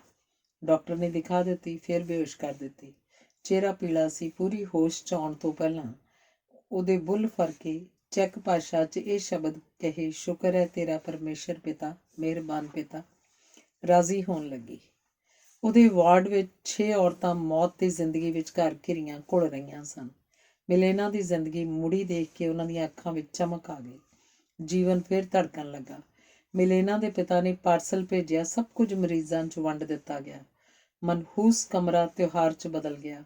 ਇੱਕ ਮਾਸੂਮ ਕੁੜੀ ਨੂੰ ਜੇਲ੍ਹ ਦਾ ਖਾਣਾ ਕਦੀ ਨਹੀਂ ਪਚਿਆ। ਮਰਨ ਕਿਨਾਰੇ ਪੁੱਜੀ ਹੋਈ ਸੀ। ਮਿਲੇਨਾ ਦੇ ਪਿਤਾ ਵੱਲੋਂ ਆਈਆਂ ਖਾਣ ਚੀਜ਼ਾਂ ਵੱਲ ਉਹ ਦੇਖਣੋਂ ਹਟੀ ਨਾ। ਉਹਨੂੰ ਉਹਦਾ ਹਿੱਸਾ ਦਿੱਤਾ ਗਿਆ ਤਾਂ ਉਹਨੇ ਰੱਬ ਦੇ ਸ਼ੁਕਰਾਨੇ ਦਾ ਗੀਤ ਗਾਇਆ। ਸਾਰੀਆਂ ਕੈਦਨਾਂ ਉਸ ਨਾਲ ਮਿਲ ਕੇ ਗਾਉਣ ਲੱਗੀਆਂ। ਮਿਲੇਨਾ ਮੰਜੀ ਤੋਂ ਉੱਠ ਕੇ ਦਰਵਾਜ਼ੇ ਸਾਹਮਣੇ ਬੈਠ ਕੇ ਸਿੱਖਾਂ ਵਿੱਚੋਂ ਦੀ ਬਾਹਰਲੀ ਆਜ਼ਾਦ ਦੁਨੀਆ ਦੇਖਣ ਲਈ ਉੱਠਣ ਵਾਸਤੇ ਤਾਣ ਲਾਉਣ ਲੱਗੀ। ਵਿਅਰਥ।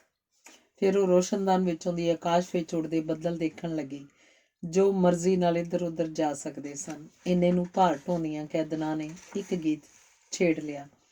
ਖਿੜ ਗਏ ਨੇ ਦੇਸ਼ ਦੇ ਗੁਲਾਬ, ਜਾਣਾ ਹੈ ਜਨਾਬ ਉੱਥੇ ਜਾਵਾਂਗੇ ਜਨਾਬ। ਰੰਗ ਬਰੰਗੇ ਖੁਸ਼ਬੂ ਭਿੰਨੇ ਖਿੜ ਗਏ ਗੁਲਾਬ, ਜਾਨੂ ਖਿੜ ਗਏ ਗੁਲਾਬ। ਇਹ ਬੋਲ ਸੁਣ ਕੇ ਮਿਲੇਨਾ ਨੇ ਦੋਵਾਂ ਹੱਥਾਂ ਨਾਲ ਮੂੰਹ ਢੱਕ ਲਿਆ ਤੇ ਖੂਬ ਰੋਈ।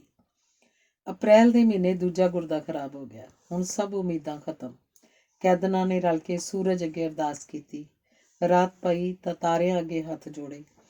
ਜਿੰਨੀ ਵਧੀਕ ਹਾਲਤ ਵਿਗੜਦੀ, ਮਿਲੇਨਾ ਉਨੇ ਹੀ ਵਿਸ਼ਵਾਸ ਨਾਲ ਕਿਹਾ ਕਰਦੀ, ਮੈਂ ਠੀਕ ਹੋ ਰਹੀ ਹਾਂ। ਮੇਰੇ ਪੈਰਾਂ ਦਾ ਰੰਗ ਦੇਖੋ, ਇਹ ਮਰਦੀ ਹੋਈ ਔਰਤ ਦੇ ਪੈਰ ਨੇ।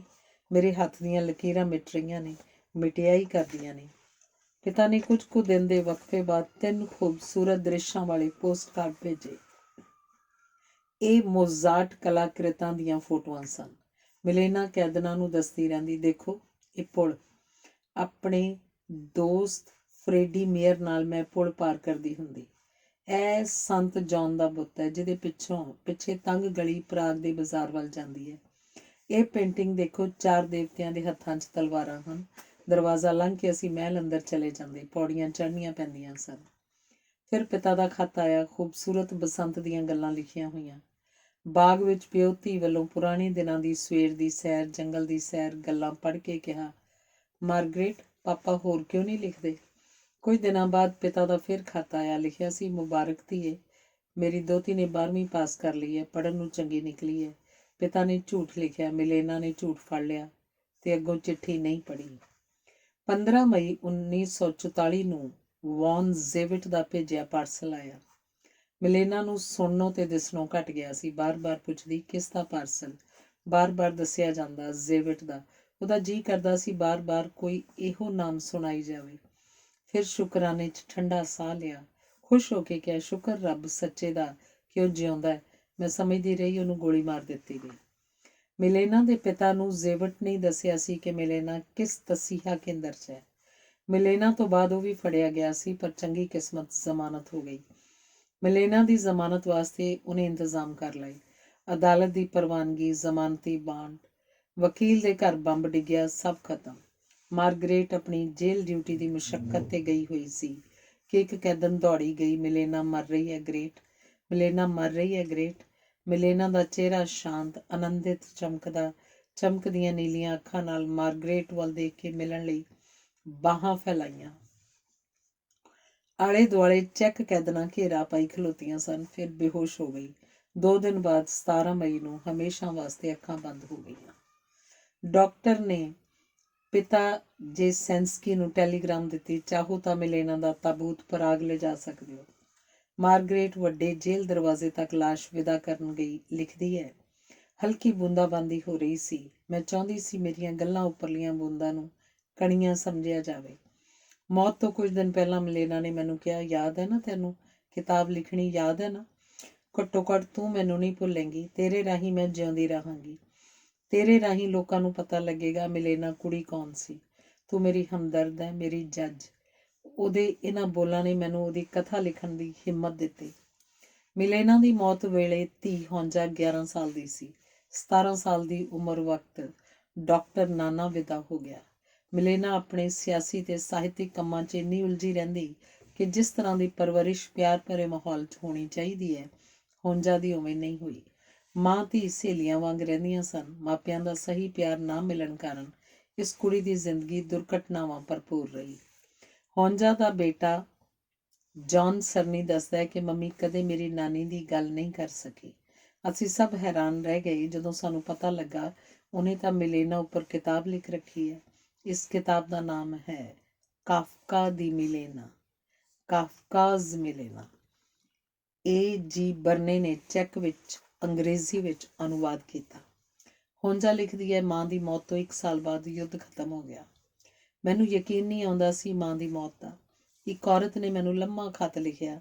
ਇਹ ਬੀਬੀ ਅਖੀਰਲੇ ਸਾਹ ਤੱਕ ਰੇਵੰਸਬਰੁਕ ਜੇਲ੍ਹ 'ਚ ਮੰਮੀ ਨਾਲ ਰਹੀ ਸੀ। ਇਸ ਖੱਤ 'ਚ ਜੇਲ੍ਹ ਅੰਦਰਲੇ ਹਾਲਾਤ ਦਾ ਵਿਸਥਾਰ ਸਹਿਤ ਵਰਣਨ ਸੀ। ਬਹੁਤ ਸਾਰੇ ਕੈਦੀਆਂ ਦੇ ਨਾਮ ਲਿਖੇ ਹੋਏ ਸਨ, ਪਰ ਮੈਂ ਇੰਨੀ ਛੋਟੀ ਸਾਂ ਕਿ ਮੇਰੀ ਕੁਝ ਸਮਝ 'ਚ ਨਾ ਆਇਆ। ਮੈਨੂੰ ਕੁਝ ਹੋਰ ਚਾਹੀਦਾ ਸੀ, ਕੋਈ ਇਹੋ ਜਿਹਾ ਸਬੂਤ ਜਿੱਥੋਂ ਮੈਨੂੰ ਪੱਕਾ ਪਤਾ ਲੱਗ ਜਾਏ ਕਿ ਮਾਂ ਨਹੀਂ ਰਹੀ। ਪੱਤਰ ਲਿਖਣ ਵਾਲੀ ਆਂਟੀ ਮਾਰਗਰੇਟ ਇੱਕ ਦਿਨ ਘਰ ਆ ਗਈ। ਮੰਮੀ ਦਾ ਇੱਕ ਟੁੱਟਾ ਦੰਦ ਮਾਰਗਰੇਟ ਨੇ ਸੰਭਾਲ ਲਿਆ ਸੀ। ਉਹਨੇ ਮੈਨੂੰ ਇਹ ਨਿਸ਼ਾਨੀ ਸੌਂਪ ਦਿੱਤੀ। ਮੇਜ਼ ਉੱਪਰ ਮੇਰੇ ਸਾਹਮਣੇ ਮਾਮਾ ਦਾ ਦੰਦ ਪਿਆ ਸੀ, ਉਹ ਦੰਦ ਜਿਹੜਾ ਉਹਦੇ ਹਾਸੇ 'ਚ ਸ਼ਾਮਲ ਹੋਇਆ ਕਰਦਾ ਸੀ, ਜਿਹੜਾ ਮੇਰੇ ਨਾਲ ਗੱਲਾਂ ਕਰਿਆ ਕਰਦਾ ਸੀ। ਆਂਟੀ ਨੇ ਮੈਨੂੰ ਕਿਹਾ, ਮੇਰੇ ਕੋਲ ਉਹਦੇ ਹੋਰ ਕੁਝ ਨਹੀਂ, ਸੋਚਿਆ ਇਹੀ ਤੈਨੂੰ ਦੇ ਆਵਾਂ। ਮੇਰੇ ਕੋਲ ਉਹਦਾ ਹੋਰ ਕੁਝ ਨਹੀਂ, ਸੋਚਿਆ ਇਹੀ ਤੈਨੂੰ ਦੇ ਆਵਾਂ, ਸ਼ਾਇਦ ਤੈਨੂੰ ਚੰਗਾ ਲੱਗੇ। ਇਹ ਔਰਤ ਚੰਗੀ ਸੀ, ਦਿਆਲੂ ਸੀ, ਪਰ ਚੰਗੇ ਤੇ ਦਿਆਲੂ ਲੋਕਾਂ ਵਿੱਚ ਵੀ ਕਿਧਰੇ ਕੋਈ ਪੱਥਰ ਦਿਲ ਜਲਾਦ ਬੈਠਾ ਹੁੰਦਾ। ਦੰਦ ਵੇਖ ਕੇ ਮੈਂ ਕੰਬ ਗਈ, ਪਰ ਚਲੋ ਇੰਨੀ ਗੱਲ ਠੀਕ ਹੋਈ ਕਿ ਮੈਂ ਮਾਂ ਦੀ ਮੌਤ ਉੱਪਰ ਯਕੀਨ ਕਰ ਲਿਆ। ਇਸ ਨਿਸ਼ਾਨੀ ਨੇ ਮੇਰਾ ਵਜੂਦ ਦੋਫਾੜ ਕਰ ਦਿੱਤਾ। ਮੈਂ ਇਹਨੂੰ ਆਪਣੇ ਕੋਲ ਕਿਵੇਂ ਰੱਖਾਂ? ਮਰ ਚੁੱਕੇ ਬੰਦੇ ਦੇ ਫੁੱਲਦਾਨ 'ਚ ਪਾ ਕੇ ਕੋਈ ਆਪਣੇ ਨਜ਼ਦੀਕ ਰੱਖ ਸਕਦਾ? ਮੈਂ ਇਹਨੂੰ ਸੁੱਟ ਵੀ ਨਹੀਂ ਸਕਦੀ ਸਾਂ। ਕੁਦਰਤ ਨੇ ਮੇਰੀ ਮਦਦ ਕੀਤੀ। ਇਹਨੂੰ ਸੰਭਾਲ ਕੇ ਮੈਂ ਕਿਸੇ ਅਜਿਹੀ ਥਾਂ ਰੱਖ ਦਿੱਤਾ ਕਿ ਮੈਨੂੰ ਮੁੜ ਕੇ ਨਹੀਂ ਲੱਭਾ। ਨਾ ਮੈਂ ਲੱਭਣ ਦਾ ਯਤਨ ਕੀਤਾ। ਬੰਦੇ ਨੂੰ ਜੇ ਹਰ ਘਟਨਾ ਯਾਦ ਰਹੀ ਜਾਵੇ, ਉਹ ਤਾਂ ਪਾਗਲ ਹੋ ਕੇ ਖੁਦਕੁਸ਼ੀ ਕਰ ਲਵੇ। ਬੰਦੇ ਦਾ ਦਿਮਾਗ ਓਨੀਆਂ ਕੁ ਯਾਦਾਂ ਸੰਭਾਲਦਾ ਜਿੰਨੀਆਂ ਕੁ ਦਾ ਭਾਰ ਢੋ ਸਕੇ। ਵੱਡੀ ਸੱਟ ਖਾ ਕੇ ਬੇਹੋਸ਼ ਹੋ ਜਾਣਾ ਵੀ ਤਾਂ ਦਰਦ ਤੋਂ ਬਚਣ ਦਾ ਕੁਦਰਤ ਨੇ ਤਰੀਕਾ ਕੱਢਿਆ ਹੀ ਹੈ। ਮੈਨੂੰ ਲੱਗਦਾ ਕਿ ਮਾਂ ਨੂੰ ਕੋਈ ਗੱਲ ਨਹੀਂ ਭੁੱਲਦੀ ਸੀ। ਜਦੋਂ ਮਰਜ਼ੀ ਜੋ ਮਰਜ਼ੀ ਪੁੱਛ ਲਓ, ਜੇ ਉਸ ਵਿੱਚ ਭੁਲਾ ਦੇਣ ਦੀ ਸ਼ਕਤੀ ਹੁੰਦੀ, ਹੋ ਸਕਦਾ ਉਹ ਜਿਉਂਦੀ ਰਹਿ ਸਕਦੀ। ਉਹਨੂੰ ਮਾਰਿਆ ਹੀ ਉਹਦੀ ਯਾਦਦਾਸ਼ਤ ਨੇ ਹੈ। ਮੈਂ ਉਹਦੇ ਦੋਸਤਾਂ ਤੇ ਦੁਸ਼ਮਣਾਂ ਨੂੰ ਮਿਲੀ, ਉਹਦੇ ਖੱਤ ਤੇ ਉਹਦੇ ਲੇਖ ਪੜ੍ਹੇ। ਕਾਫਕਾ ਨੇ ਮਾਮਾ ਨੂੰ ਜੋ ਖੱਤ ਲਿਖੇ ਉਹ ਤਾਂ ਕਿਤਾਬ ਛਪ ਚੁੱਕੀ ਹੈ। ਮਾਂ ਦੀ ਮੌਤ ਨੂੰ ਹੁਣ 23 ਸਾਲ ਹੋ ਗਏ ਹਨ। ਮੈਂ ਸੋਚਿਆ ਹੁਣ ਮੇਰੇ ਕੋਲ ਉਸ ਵਾਸਤੇ ਦੱਸਣ ਲਈ ਕੁਝ ਕੁ ਗੱਲਾਂ ਹਨ। ਪੂਰੀ ਤਰ੍ਹਾਂ ਕਿਸੇ ਬੰਦੇ ਨੂੰ ਕੋਈ ਜਾਣ ਹੀ ਨਹੀਂ ਸਕਦਾ। ਦੂਜੇ ਨੂੰ ਤਾਂ ਕੀ ਜਾਣਨਾ, ਅਸੀਂ ਆਪਣੇ ਆਪ ਨੂੰ ਨਹੀਂ ਜਾਣਦੇ। ਇਹ ਮੰਨ ਕੇ ਮਾਮਾ ਨੂੰ ਕੋਈ ਨਹੀਂ ਜਾਣ ਸਕਿਆ, ਨਾ ਜਾਣ ਸਕੇਗਾ, ਮੈਂ ਲਿਖਣ ਵਾਸਤੇ ਕਲਮ ਚੁੱਕੀ। ਇੱਕ ਦਿਨ ਗੱਲਾਂ ਕਰਦਿਆਂ ਮਾਂ ਨੇ ਅਚਾਨਕ ਕਿਹਾ, ਹੌਂਜਾ, ਤੂੰ ਕਿਸੇ ਵਿਦੇਸ਼ੀ ਨੂੰ ਪਿਆਰ ਨਾ ਕਰੇ। ਜੇ ਕਰ ਬੈਠੇ ਵਿਆਹ ਨਾ ਕਰੇ। ਜੇ ਫਰਜ਼ ਕਰ ਵਿਆਹ ਕਰਾ ਲਵੇਂ ਤਾਂ ਬੱਚੇ ਨਾ ਲਵੀਂ ਉਸ ਤੋਂ। ਮੈਂ ਕਿਹਾ, ਠੀਕ ਹੈ ਮਾਂ। ਮਾਮਾ ਨੇ ਕਿਹਾ, ਵਾਅਦਾ? ਮੈਂ ਕਿਹਾ, ਵਾਅਦਾ ਰਿਹਾ। ਮੈਂ ਉਸ ਗੱਲ ਦਾ ਵਾਅਦਾ ਕਰ ਦਿੱਤਾ ਜਿਸ ਬਾਰੇ ਉਦੋਂ ਮੈਨੂੰ ਕੋਈ ਪਤਾ ਨਹੀਂ ਸੀ ਕਿ ਇਹਦਾ ਮਤਲਬ ਕੀ ਹੈ। ਬਸ ਮਾਮਾ ਨੇ ਕਿਹਾ, ਵਾਅਦਾ ਕਰ। ਮੈਂ ਵਾਅਦਾ ਕਰ ਦਿੱਤਾ। 10 ਸਾਲ ਦੀ ਜਵਾਕੜੀ ਨੂੰ ਇਹਨਾਂ ਗੱਲਾਂ ਦਾ ਕੀ ਪਤਾ। ਨਾਨਾ ਨੇ ਮੈਨੂੰ ਕਿਹਾ, ਤੇਰੀ ਮਾਮਾ ਨਾਲ ਜੇਲ੍ਹ ਵਿੱਚ ਮੁਲਾਕਾਤ ਕਰਕੇ ਆਉਣੇ ਆ। ਆਗਿਆ ਮਿਲ ਗਈ। ਅਸੀਂ ਦੋਵੇਂ ਇੱਕ ਦਰਵਾਜ਼ਾ ਲੰਘ ਕੇ ਉਸ ਪਾਸੇ ਦੇਖਣ ਲੱਗੇ ਜਿੱਥੋਂ ਮਾਮਾ ਨੇ ਆਉਣਾ ਸੀ। ਇੱਕ ਔਰਤ ਆਉਂਦੀ ਦਿਸੀ। ਨਾ ਮੈਂ ਪਛਾਣ ਸਕੀ, ਨਾ ਨਾਨਾ ਜੀ। ਲੰਘ ਮਾਰ ਕੇ ਤੁਰਦੀ ਦੇਖ ਕੇ ਅਸੀਂ ਸਮਝ ਗਏ ਕਿ ਮਾਮਾ ਹੈ। ਹੱਥ ਤੇ ਪੈਰ ਸੁੱਜੇ ਹੋਏ ਸਨ। ਚਿਹਰਾ ਤਸੀਆਂ ਕਰਕੇ ਬਦਲ ਗਿਆ ਹੋਇਆ ਸੀ। ਉਹਨੇ ਪੁੱਛਿਆ ਪੜ੍ਹਾਈ ਕਿਵੇਂ ਚੱਲ ਰਹੀ ਹੈ। ਮੈਂ ਕਿਹਾ ਸਾਨੂੰ ਜ਼ਬਰਨ ਜਰਮਨ ਬੋਲੀ ਸਿਖਾਉਣ ਲੱਗੇ ਹੋਏ ਨੇ, ਅਸੀਂ ਸਿੱਖਦੇ ਹੀ ਨਹੀਂ। ਸਾਨੂੰ ਚੰਗੀ ਭਲੀ ਸਮਝ ਆ ਜਾਂਦੀ ਹੈ ਪਰ ਅਸੀਂ ਟੀਚਰ ਨੂੰ ਕਹਿ ਦਿੰਦੇ ਹਾਂ ਕਿ ਸਾਨੂੰ ਤਾਂ ਪਤਾ ਨਹੀਂ ਲੱਗਦਾ ਇਹਦਾ। ਮਮਾ ਨੇ ਕਿਹਾ ਤੂੰ ਮੂਰਖ ਰਹੇਂਗੀ ਸਾਰੀ ਉਮਰ। ਜਰਮਨ ਤੋਂ ਸੋਹਣੀ ਮੈਨੂੰ ਦੱਸ ਦੁਨੀਆ 'ਚ ਹੋਰ ਕਿਹੜੀ ਬੋਲੀ ਹੈ। ਜੇ ਜਰਮਨ ਲੋਕ ਜਲਾਦ ਹੋ ਗਏ ਹਨ ਤਾਂ ਇਹਦਾ ਕਸੂਰ ਜਰਮਨ ਬੋਲੀ ਦਾ ਥੋੜ੍ਹਾ। ਮਮਾ ਇਸ ਰਵਾਇਤ ਦੇ ਖਿਲਾਫ ਸੀ ਕਿ ਮਿਲਣ ਵਕਤ ਜਾਂ ਵਿਦਾਇਗੀ ਵਕਤ ਸਤਿਕਾਰ ਨਾਲ ਝੁੱਕ ਕੇ ਹੱਥ ਚੁੰਮੋ। ਕਿਆ ਕਰਦੀ, ਹੈਲੋ ਕਹੋ, ਹੱਥ ਮਿਲਾਓ। ਇਹ ਗੁਲਾਮਾਂ ਵਾਲੀ ਆਦਤ ਮੈਨੂੰ ਚਿੜਾ ਦਿੰਦੀ ਹੈ। ਗੱਲਾਂ ਕਰਦਿਆਂ ਝੱਟ ਸਮਾਂ ਬੀਤ ਗਿਆ। ਮੈਨੂੰ ਯਾਦ ਨਹੀਂ ਕਿੰਨਾ ਕੁ ਚਿਰ ਮਿਲੇ, ਪਰ ਇਉਂ ਲੱਗਿਆ ਜਿਵੇਂ ਅੱਖ ਦੇ ਫੋਰ 'ਚ ਸਮਾਂ ਬੀਤ ਗਿਆ। ਜਦੋਂ ਵਿਛੜਨ ਲੱਗੇ ਮੈਨੂੰ ਪਤਾ ਨਹੀਂ ਕੀ ਹੋ ਗਿਆ, ਮਾਂ ਦੀ ਹਿਦਾਇਤ ਦੇ ਉਲਟ ਮੈਂ ਗੋਡਿਆਂ ਭਾਰ ਬੈਠ ਕੇ ਉਹਦਾ ਸੁੱਜਿਆ ਹੋਇਆ ਹੱਥ ਪਿਛਲੇ ਪਾਸਿਓਂ ਚੁੰਮ ਲਿਆ। ਮੈਨੂੰ ਇਉਂ ਕਰਦਿਆਂ ਵੇਖ ਕੇ ਪਹਿਲਾਂ ਉਹ ਮੁਸਕਰਾਈ, ਫਿਰ ਉਹਨੇ ਮੈਨੂੰ ਝਿੜਕਾਂ ਦੀ ਥਾਂ ਜੱਫੀ 'ਚ ਲੈ ਲਿਆ। ਮੇਰੇ ਸਿਰ ਉੱਪਰ ਹੰਝੂਆਂ ਦਾ ਝਰਨਾ ਵਗਿਆ। ਇਸ ਪਿੱਛੋਂ ਮੈਂ ਉਹ ਕਦੀ ਨਹੀਂ ਦੇਖੀ। ਮੈਨੂੰ ਮਾਰਗਰੇਟ ਆਂਟੀ ਨੇ ਦੱਸਿਆ ਸੀ ਕਿ ਇਹ ਗੱਲ ਮਿਲੇਨਾ ਨੇ ਕਈ ਵਾਰ ਉਹਨੂੰ ਸੁਣਾਈ ਸੀ। ਪੁਰਾਣੇ ਸਮੇਂ 'ਚ ਕਿਸੇ ਨੇ ਜੇਲ੍ਹ ਦੇ ਕਾਨੂੰਨ ਘੜੇ। ਉਹ ਕੌਣ ਸੀ ਤੇ ਕਿਸ ਦੇਸ਼ ਦਾ ਸੀ ਪਤਾ ਨਹੀਂ, ਪਰ ਹਰ ਯੁੱਗ ਵਿੱਚ ਹਰੇਕ ਦੇਸ਼ ਦੀਆਂ ਜੇਲ੍ਹਾਂ ਵਿੱਚ ਇੱਕੋ ਕਿਸਮ ਦੇ ਉਹੀ ਨਿਯਮ ਅੱਜ ਤੱਕ ਲਾਗੂ ਹਨ। ਕਿਸੇ ਨਾਲ ਦੁਸ਼ਮਣੀ ਹੋ ਗਈ, ਲੜ ਪਏ, ਜੇਲ੍ਹ ਵਿੱਚ ਆ ਗਏ। ਜੇਲ੍ਹ ਅੰਦਰਲੇ ਬੰਦਿਆਂ ਨਾਲ ਵੀ ਦੁਸ਼ਮਣੀਆਂ ਪੈ ਜਾਇਆ ਕਰਦੀਆਂ ਹਨ, ਪਰ ਜਿਸ ਬੰਦੇ ਕਾਰਨ ਸਜ਼ਾ ਹੋਈ ਜਾਂ ਜਿਸ ਨਾਲ ਜੇਲ੍ਹ ਅੰਦਰ ਲੜਾਈ ਹੋ ਗਈ, ਦੁਸ਼ਮਣ ਉਹ ਨਹੀਂ। ਦੁਸ਼ਮਣ ਉਹ ਹੈ ਜਿਹਨੇ ਪਹਿਲੀ ਵਾਰ ਜੇਲ੍ਹ ਦਾ ਕਾਨੂੰਨ ਘੜਿਆ। ਡਾਕਟਰ ਨੇ ਨਾਨਾ ਜੀ ਨੂੰ ਮੰਮੀ ਦੀ ਮੌਤ ਦੀ ਟੈਲੀਗ੍ਰਾਮ ਭੇਜੀ ਸੀ ਤੇ ਕਿਹਾ ਸੀ ਲਾਸ਼ ਲੈ ਜਾਓ। ਨਾਨਾ ਬੁਰੀ ਤਰ੍ਹਾਂ ਟੁੱਟ ਚੁੱਕਾ ਸੀ। ਉਹ ਜਰਮਨੀ 'ਚ ਜਾ ਕੇ ਕਿੱਥੇ ਲਾਸ਼ ਲਿਆਉਣ ਜੋਗਾ ਸੀ। ਉੱਥੇ ਦਫਨ ਕਰਕੇ ਕੁਝ ਨਿਸ਼ਾਨੀਆਂ ਡਾਕਟਰ ਨੇ ਭੇਜ ਦਿੱਤੀਆਂ ਸਨ। ਅਸੀਂ ਦਿਨ ਰਾਤ ਖਿਆਲ ਰੱਖਦੇ ਕਿ ਨਾਨਾ ਖੁਦਕੁਸ਼ੀ ਨਾ ਕਰ ਲਵੇ। ਉਹਦੇ ਬੋਲਾਂ ਦੀ ਲੜੀ ਟੁੱਟ ਜਾਂਦੀ ਸੀ। ਗੱਲ ਸ਼ੁਰੂ ਕਿਤੋਂ ਕਰਦਾ, ਖਤਮ ਕਿਤੇ ਹੋਰ। ਇਸ ਖਬਰ ਤੋਂ ਬਾਅਦ ਉਹਨੇ ਮੈਨੂੰ ਮਿਲੇਨਾ ਆਖ ਕੇ ਬੁਲਾਉਣਾ ਸ਼ੁਰੂ ਕਰ ਦਿੱਤਾ। ਮੈਂ ਜੇਰੋਮਰ ਨੂੰ ਇਹ ਖਬਰ ਦੇਣ ਗਈ। ਰੋ ਰੋ ਕੇ ਸੁੱਜੀਆਂ ਉਹਦੀਆਂ ਅੱਖਾਂ ਤੋਂ ਸਮਝ ਗਈ ਉਹਨੂੰ ਪਤਾ ਹੈ। ਸਾਰਿਆਂ ਤੋਂ ਵਧੀਆ ਮੈਨੂੰ ਲੁਮੀਰ ਅੰਕਲ ਲੱਗਿਆ। ਮੈਂ ਉਹਨੂੰ ਖਬਰ ਦੇਣ ਵਾਸਤੇ ਘਰ ਗਈ ਤਾਂ ਮੇਰਾ ਕਾਲਾ ਗਾਊਨ ਦੇਖ ਕੇ ਬਿਨਾਂ ਦੱਸਿਆ ਉਹ ਸਮਝ ਗਿਆ। ਉਹਨੇ ਇੱਕ ਲਫ਼ਜ਼ ਵੀ ਹਮਦਰਦੀ ਜਾਂ ਉਦਾਸੀ ਦਾ ਨਹੀਂ ਕਿਹਾ। ਉਹਨੂੰ ਪਤਾ ਸੀ ਇਹੋ ਜਿਹੇ ਲਫ਼ਜ਼ਾਂ ਤੋਂ ਮੈਂ ਥੱਕੀ ਹੋਈ ਹਾਂ। ਮੈਨੂੰ ਕਹਿੰਦਾ, ਹੁਣ ਜਾ, ਚੱਲ ਬਾਜ਼ਾਰ ਚੱਲੀਏ। ਅਸੀਂ 2 ਘੰਟੇ ਇੱਧਰ ਉੱਧਰ ਫਿਰਦੇ ਰਹੇ। ਉਹਨੇ ਮਾਂ ਦੀਆਂ ਗੱਲਾਂ ਤਾਂ ਮੇਰੇ ਨਾਲ ਕੀਤੀਆਂ, ਪਰ ਇਸ ਤਰ੍ਹਾਂ ਜਿਵੇਂ ਉਹ ਜਿਉਂਦੀ ਹੋਵੇ। ਮੈਨੂੰ ਉਹਦੀਆਂ ਗੱਲਾਂ ਬਹੁਤ ਚੰਗੀਆਂ ਲੱਗੀਆਂ। ਮੇਰੀ ਥਕਾਨ ਤੇ ਉਦਾਸੀ ਲੱਥ ਗਈ। ਧੰਨਵਾਦ।